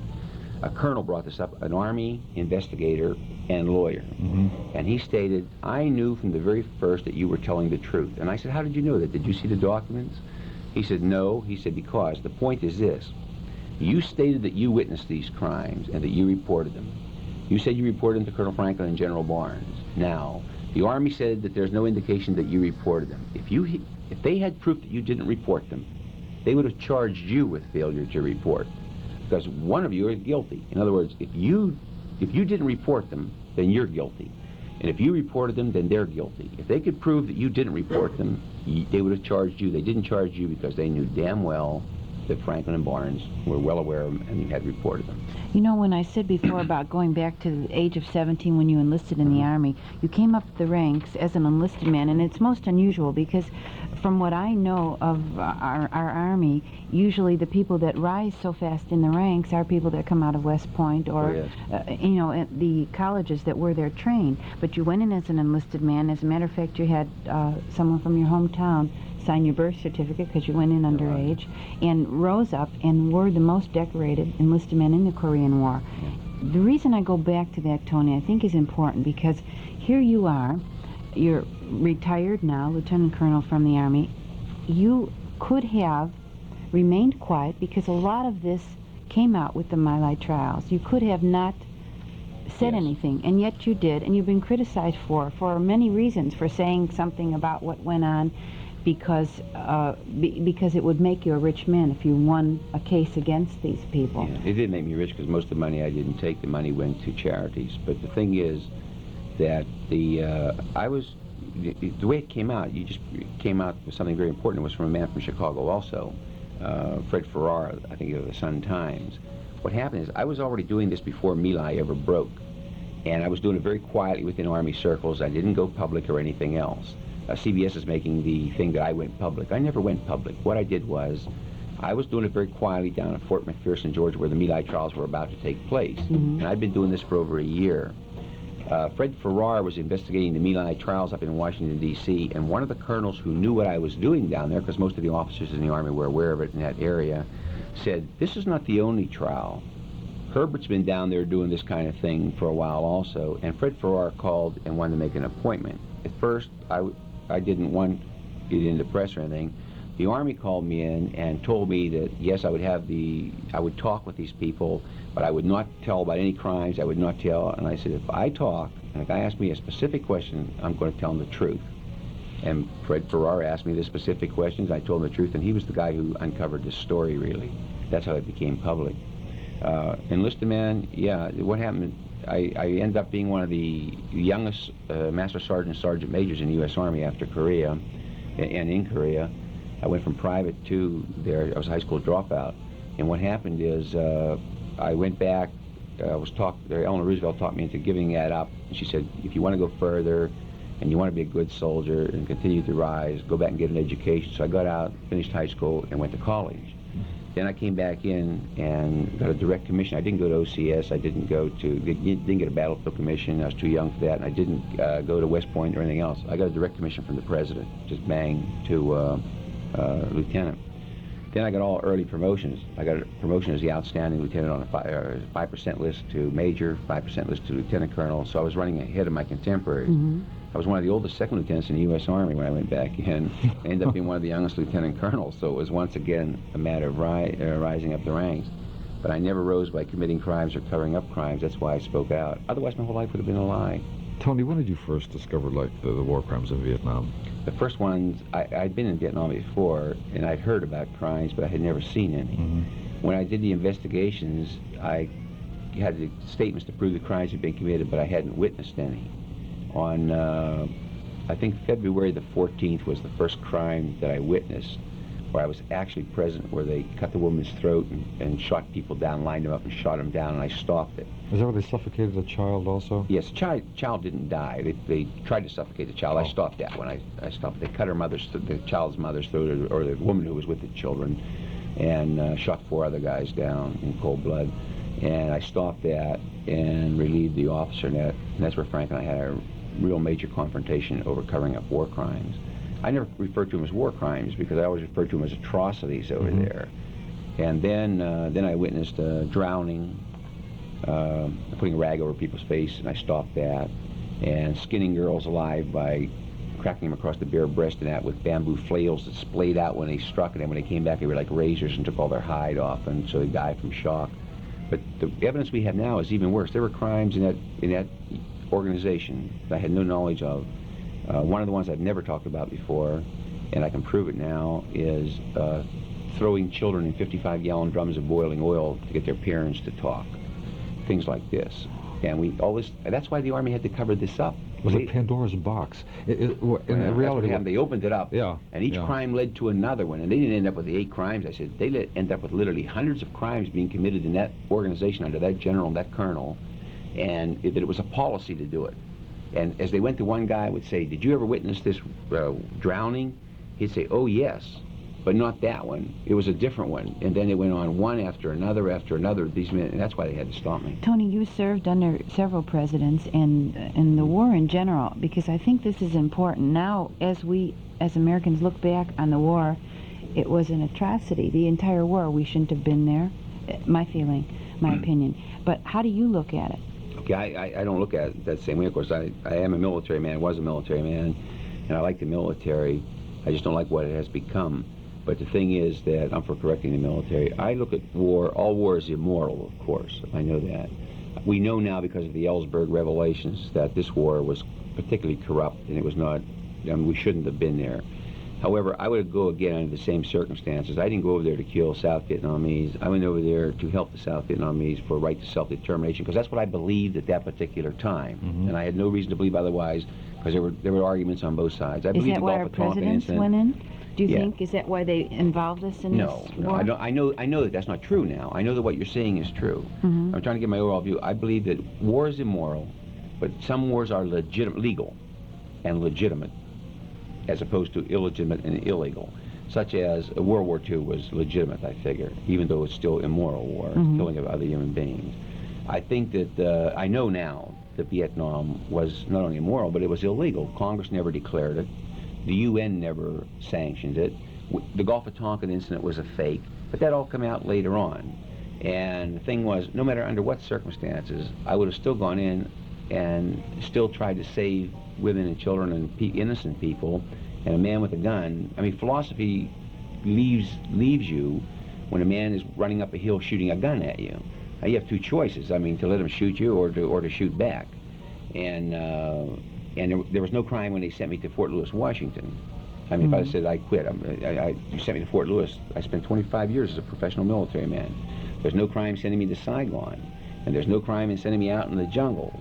The crime is when you do like Rusty Kelly, when somebody raises their hand or is an innocent civilian and you put them in a ditch and you shoot them down in cold blood. Or even when they drop their rifle and raise their hand and you shoot them down, that's a crime. I didn't commit crime. And I do believe in war as an instrument of policy. I believe it's a last resort when people lose their cool and don't know what they're doing. But in this book that was just reissued for the first time, there are 16 pages at the end of how I think this can be prevented and how we can build an army that can fight against a country like Russia, a country like China, or wherever, and win. The army we have out there today couldn't fight as we have a paper bag. I mean, I'm telling you, that we sent to Vietnam the best young kids that this country ever produced. With all the criticisms the Army makes, these kids were healthier, they were bigger than their daddies and their big brothers, they were just as brave, and they were backed by a country that was backing them completely with equipment, one of the richest countries in the world. And we were virtually whipped with a bunch of guys carrying broomsticks and straws and punji stakes and a couple of weapons, knocked the living hell out of us because of our poor leadership, not because of our young men, because of our poor leadership, because of the graft, because of the careerism, the professionalism, because of the way the presidents handled it, the corruption. And let's say also, what you talk about in soldiers, so many of our men were not fighting. They were sitting back. That was the leaders. I mean, not only the leaders sitting back, I mean, the leaders were using these people for swimming pool guards, to run with them on their jogs, on their morning jogs, to run pizza houses, to run pizza helicopters, to run steak houses. We had, I mean, the Army's identification of a brigade headquarters is supposed to be able to run out of 2 Jeeps and out of your hip pocket. We had an elaborate setup at ONK that made Gomorrah look like a slum. I mean, we had Esther Williams swimming pools. We had these ice cream parlors. What do you call these ones that make the melted ice cream, whatever? Oh, like Tasty Freeze. Frozen custard. Yeah, but we had the actual one. We had the pizza houses. We had steak houses. We had our bars. We had a PX. We're at ONK, 110 degrees. And we had a PX that sold fur coats, mink coats. That's incredible. So, and we were spending money to put our men across an ocean and to finance, almost a life of Gomorrah, and there were so few people. Well, propaganda, fighting, really, too. Oh, yeah. Because, in other words, the people back home didn't, of course... No, they didn't know. No. Well, that's why I was asked to keep quiet. I'm sure the people were living in virtual luxury in Vietnam, the leaders. There were about 10% of the men were out in the field really suffering, and really suffering. I mean, in a unit the size, we had what was called a combat brigade of paratroopers who were really out there going to really... That's why I went to another airborne unit. Boy, I mean, I knew paratroopers out there with their rifles. We had an organization that the Army says wasn't as big, but it was. With all of its accoutrements, it numbered over 10,000 men. I had a battalion that numbered approximately 1,000. On any one day, when I first went to that battalion, there was a headquarters company which didn't fight in effect, and there was another. So 1/3 of that battalion was in the rear. That knocked me down to about 600. Out of each company kept a platoon back. That knocked me down another size company or another 200. One company had to stay on the berm. That knocked me down another 200. On any one day when I first got there, I could not field 150 men into the jungle. 2 days after I got there, I could field 900 and some. I just cut everything down, and we went to the field. And that's why I had results out there. But you've also been criticized and commended for what you did when you were field commander, when you were able to take your troops out. You went with them. So on the ground. Yeah. On the ground. Now, they criticized you for that because they said... No, not the troops. Did you request the job, Tony? Yes. You did? Yes, I did. I went over there to be a commander and to fight. And what happened is, it's really funny, the general and Mike Walsnack criticized me as ruthless because I went on the ground and fought alongside my troops instead of staying in a helicopter at safety at 5,000 feet in the air. This is so ridiculous. The leader has always been paid to be where the most critical point of the action is. It's interesting, they also said I was a criminal, and they showed how ruthless I was. My ruthlessness included, the general had a duck, which he called Colonel Gander, which he wanted everybody to salute. And I told him, my troops are not saluting your damn duck. And so what happened is, he had a flower bed that only the duck was allowed to walk through and none of the troops. So I stomped through his flower bed, strangled the duck, and ate the duck, see? So the general wasn't excited. They wrote, Playboy magazine revealed this, and then the general wrote to Playboy that this showed that I didn't really kill the right duck, that they had another duck or something to this effect. But they admit that the duck was there, and there's photographs of it, and we ate the duck. The other ruthless crime I committed was, they even brought this out in front of the Supreme Court, can you believe it? CBS brought this out. What kind of ruthlessness did Tony Herbert commit? and my other ruthlessness was, they had a man say, who said it, and he admits it, it was said in a different context. We have his full statement. He stated that in order to get one Viet Cong to talk, I took another Viet Cong in a helicopter and a sandbag, and I flew the helicopter up where it was far away. He couldn't distinguish the sandbag from the guy, and I threw the sandbag out, and he hurried up and talked because he thought I threw the other Viet Cong out. I didn't do that, but even if I did do it, it wouldn't have been a crime. But I didn't. So my total crimes in 25 years of military, 4 wars, I strangled and ate a duck, and I killed a sandbag.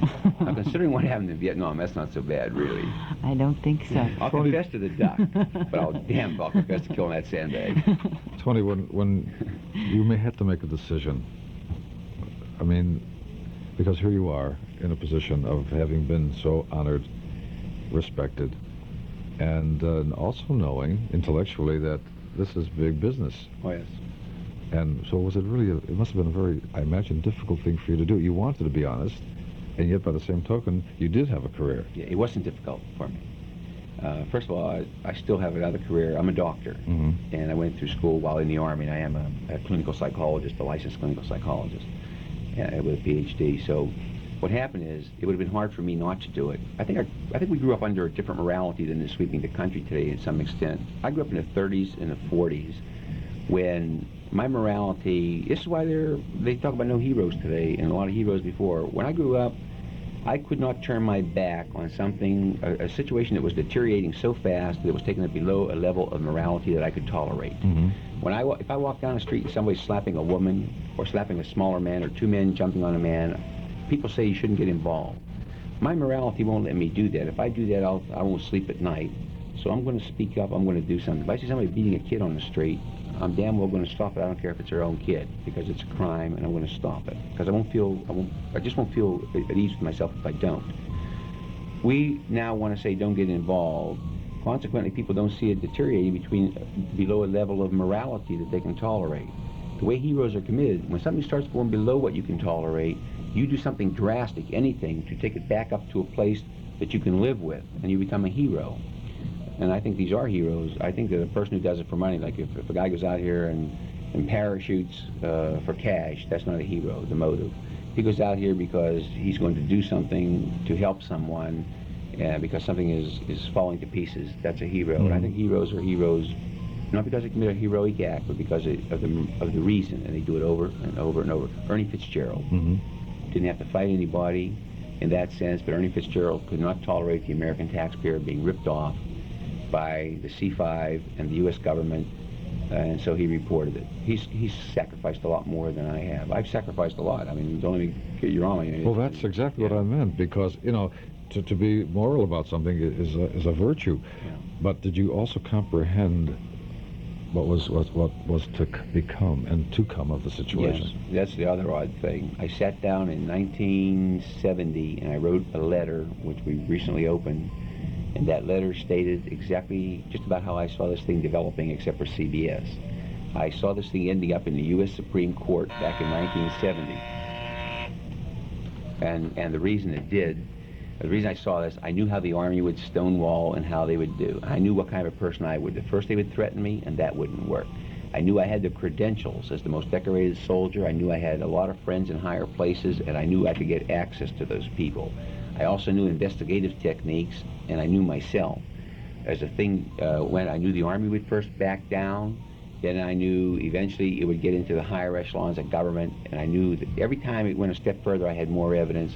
And I finally said, where's this thing going to end up? It's going to only end up in one place. It's going to have to be resolved by the Supreme Court of the United States. And by George, that's where it went. You know? I was called one time the hunky. This happens to be an in-house CBSer where it said, on a hunky kid, this was off the record, but a hunky kid, that's not off the record here, but it was off the record, a hunky kid from Harmony, Pennsylvania, a coal miner's kid, is going to take on CBS when the U.S. government's not big enough. And I said, I'm going to tell you guys, you can apologize today and lie tomorrow that you didn't, and I'll drop this right now. But you're too damn arrogant to do that because you think CBS can smash me. And so I'll tell you, the hunky kid from Harmony, Pennsylvania is going to give it the best damn shot he has, and I'll meet you, who knows, in the U.S. Supreme Court. This guy laughed and said, you know, you really flipped. So I told that same man as we walked out of the U.S. Supreme Court, I walked over and said, remember that day? And he started, I said, man, you really flipped. Tony, how has this changed your life? Well, it's cost me a tremendous amount of money. Of course, I'm in debt. I mean, you just can't go in debt any further than I am. You just can't. The U.S. government's not any further in debt than I am right now. But what happens is that it's changed my life in all good ways, except for the pressures and, like, people, wherever I went for a job in a hospital, the government walked in right away and started investigating. FBI people walked in, and immediately the hospital got uptight. When I was at university getting my degree, there were pressures from the FBI. I got arrested for impersonating myself. Really? I got arrested for impersonating Colonel Herbert. And I pleaded guilty, of course. But these things happen. I think what happened good, I feel very fortunate with all the pressures and that. And there have been attempts on my life, too. Dynamite on my automobile, fire. What happened is, I feel very fortunate that history gives me the opportunity to kind of be in a position and a place to do something to correct the Army that gave me so many breaks in the country, to give me the opportunity to do that, no matter how slim that opportunity is, and I'm not going to forfeit that. I think you have to, it's a matter of both history and myself, that came together at the right time and right place, at the right time in this country when people are looking for something moral, are going to the truth. And I think that I feel very fortunate about being in this position right now to do that. The book is called Soldier. Today we're talking to Anthony B. Herbert, Lieutenant Colonel, retired. It's in Cloverleaf Books, available at Walgreens. We'll be right back after a couple words. A message to businessmen from the Red Baron. I'm a businessman myself, so on my airline, Lufthansa, I try to give the kind of service I like to get when I travel. Good schedules, delicious continental food, and all the little extras that can make a flight a pleasure, like my special quiet section in case you need to work on the plane. Of course, you don't always want to work, so you'll find some wonderful distractions, like my course in conversational German and my fitness in the chair program. Up one, down two, stretch. I know you say in your country never mix business with pleasure, but that's just what I try to do on my airline. And so far, I haven't gotten any complaints. Fly with the Baron. He understands the businessman.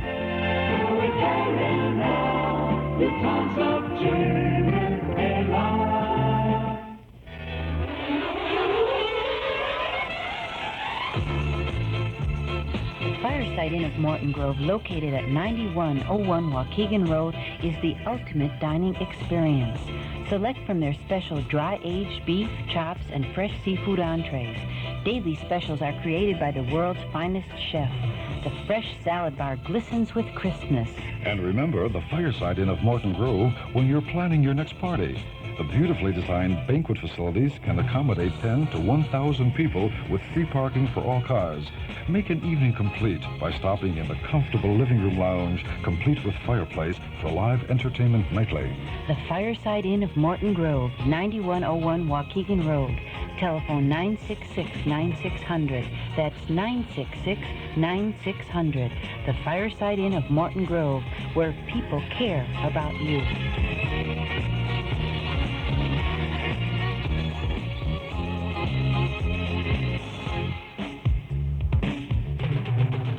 Are you tired of buying a car from a dealer that is just interested in making a fast sale? Then here's some great news. Northtown Dodge, 6600 Northwestern in Chicago, is interested in you, the customer. They want you to get the most for your money when you purchase a new car. Price, selection, guaranteed full service on every car they sell. See the exciting new 1979 Dodge line, starting with the low-priced Omni, a four-door economy car that does it all, to the elegant Dodge Diplomat, including the new Diplomat Salon, the latest in the winning Diplomat tradition, a style and affordability all its own, a top-class car. Northtown Dodge, 6600 Northwestern in Chicago, with a guarantee to stand behind every car they sell, no matter what price model. Shop and compare, and see why they are the fastest-growing Dodge dealer in the Chicago area. Northtown Dodge, 6600 Northwestern in Chicago, the efficiency place.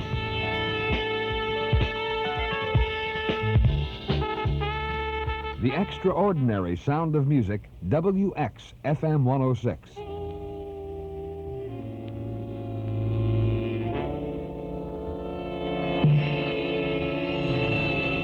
We're back with our special guest, Anthony B. Herbert, Lieutenant Colonel retired, who is the author of Soldier, and a most interesting and controversial book, I might add. Tony, we were talking about your life, you know, and it's really, I guess it's exactly the perfect vehicle for a motion picture, or a television, or mini television series, really, as to Well, what. that's Do you think that could happen? discussed. Yeah, what happened is I have been contacted by almost, I guess, virtually every movie company there has been, and the scripts have been presented and what have you. I've also been contacted about doing a mini-series and about doing a regular television series. None of those things are important to me at this particular time, but the one thing that is important, in fact, we had a man up here yesterday who flew up here to talk about doing a movie, and I'm writing a script myself, which I have been putting together. My points and their points clash. It isn't the first time. No, but what it is, people in Hollywood have an idea of what war is like. Mm-hmm. War is not like that. I have an idea of what I want in this movie. It's not a war story. It's a story of the deterioration of the U.S. Army and other things. That the battle scenes are just instrumental to what occurred. The cover-up, the involvement of the U.S. government, the conspiracy, the collusion between government, press, the whole thing in this at the end is what's important. Now, I don't want any major actors in the film. I want when people walk out, I want it to be something like Brian's song. When they walk out, they know Brian Piccolo and Gale Sayers. They didn't know James Caan at that time. I don't even know who played the other role. I want the story to be important. Mm-hmm. And I'll wait. If it's ever going to be, it's going to be a good one, and it's going to be the truth. When scripts were presented, I said, but this didn't happen like this. And they said, oh, well, this is poetic license, you see. This didn't really happen, but this is much more dramatic, and I'll get the message across. And so let's get the first message across that I'm honest. I mean, that's the first message. Mm-hmm. And the other messages will fall into place. And being honest has cost you a lot of things, because this also is a tale of your falling from grace, the golden boy of the Army, who, well, your career took, you did retire. In 71, yes. As a lieutenant colonel, you could have gone further in the ranks. You could have actually retired a colonel. Yeah, I would have made general. There was no question about it, because I had all early promotions. I was Mm-hmm. There were only two of us in the Army that had made a series of early promotions like that. And I was offered a colonelcy if I was just willing to forget all this. And with the stepping stone through Richard Nixon, I was offered it right in the White House, in the Pentagon, with the sanction of Richard Nixon if I shut up, in order to go on as a special advisor to Richard Nixon. That was one of the best decisions in my life when I said no. Can you imagine? I've been connected with that Nixon administration. But terrible. Talk about the administrations, because as I said before, you served under several presidents. How did the Army and soldiers view the presidents, the different ones you've served under? Well, basically what happens, the philosophy in the Army had always been up until recently that a soldier didn't vote. The soldier had no concern with that, because he was an instrument of policy, and it was on this basis that if I vote for you and you get it, you now owe me a favor. Mm-hmm. If I vote for you and you don't get it, why should I serve for you if I didn't choose you? So soldiers didn't vote, and nor should they be involved in politics if it's going to be a legitimate army and non-political. Or it should be the other way completely, that they should have all the freedoms that any other citizen has, the right to a court without a court-martial. Yet the president is the commander-in-chief of the armies, that's what so you must have personally felt some either animosity or a likeness for the presidents that there you were certain served ones under. I liked. Who do I you know think more was the about best it now president? in retrospect. First of all, my choices are going to be really odd. I think Lyndon Johnson is going to go down, even though they chased him out over Vietnam. Is one of the great presidents later on because he was a decision maker. He could handle Congress. I'm not saying that he's going to go down as a leading president. I don't say that whether I agree with what he did in his leadership or his personality or anything else, but strictly his leadership role, what he did. I think that John Kennedy, who was a very nice man and very personal and everything else, did not accomplish much in his particular administration, and later on people look at it more objectively. I think that although I didn't like generals in the White House, and I don't personally like what Eisenhower was as an individual, I think that Eisenhower's policy of not having an army that could fight ground wars but going to what was called nuclear blackmail was one of the smartest decisions in history. That the Russians couldn't afford to antagonize us, no one could afford, because we had no other response available but a nuclear response, and that made people very cautious. The moment Maxwell Taylor, in the Army we referred to Maxwell as Max the Axe, because what happened is he was the architect of the entire Vietnam War. He talked Kennedy into bringing him back in, and then he went to the three-war concept that we could fight a ground war in Europe, we could fight in the jungles on their level, and we could have a nuclear response. The moment you tell the Russians that you're willing to go less than nuclear, that you're willing to go out in the jungles and fight under their terms with sticks and stones, they've got you, because they outnumber you body for body, the Chinese, a billion Chinese. I mean, we can't fight them on that basis, and we shouldn't. So what happens is Maxwell Taylor made that. Then Maxwell went over there as the ambassador to Vietnam and brought in American troops. Then he picked his protege, Richard Westmoreland, to command those troops. 3 bad decisions in a row. Then, now that we lost the war, he wrote a book called Swords and Plowshares and tell us what we did wrong. Hell, it was him that did it wrong. He picked a bunch of losers. Let me point out what's wrong with the entire Army. The men who lead the United States Army today have been losers all their lives. William Westmoreland and Abrams were losers, not winners. William Westmoreland was a captain. He was a graduate of a class of 36 or 37 out of West Point, as was Abrams. He was educated on a World War I concept, which was the last war before 1936. He was a captain when the war started, World War II. There were men who went into World War II as privates that came out colonels and generals. They rose very rapidly. Men who went into second lieutenants and came out generals. William Westmoreland went in as a captain. He only rose 2 ranks because he was a lousy commander, that's why. Never earned a medal. All those ribbons he wears, doesn't have one single medal in all his military career for combat, for gallantry, for bravery, and like that. Now he goes, and the war ends. Most of the men go back to civilian life. They fought for the National Guard, and they go back to do their jobs. These guys hang on their careers. Now they change the rules, like the Pennsylvania Railroad, and they say that no longer will you be promoted by your abilities, you'll be promoted by time, seniority. So Korea comes, and Maxwell Taylor now goes to Korea, and he has seniority. He becomes a colonel. Then he goes to Vietnam, and he pumps himself from 1 star up to 4-star, 5-star general. Now he wants to be president. And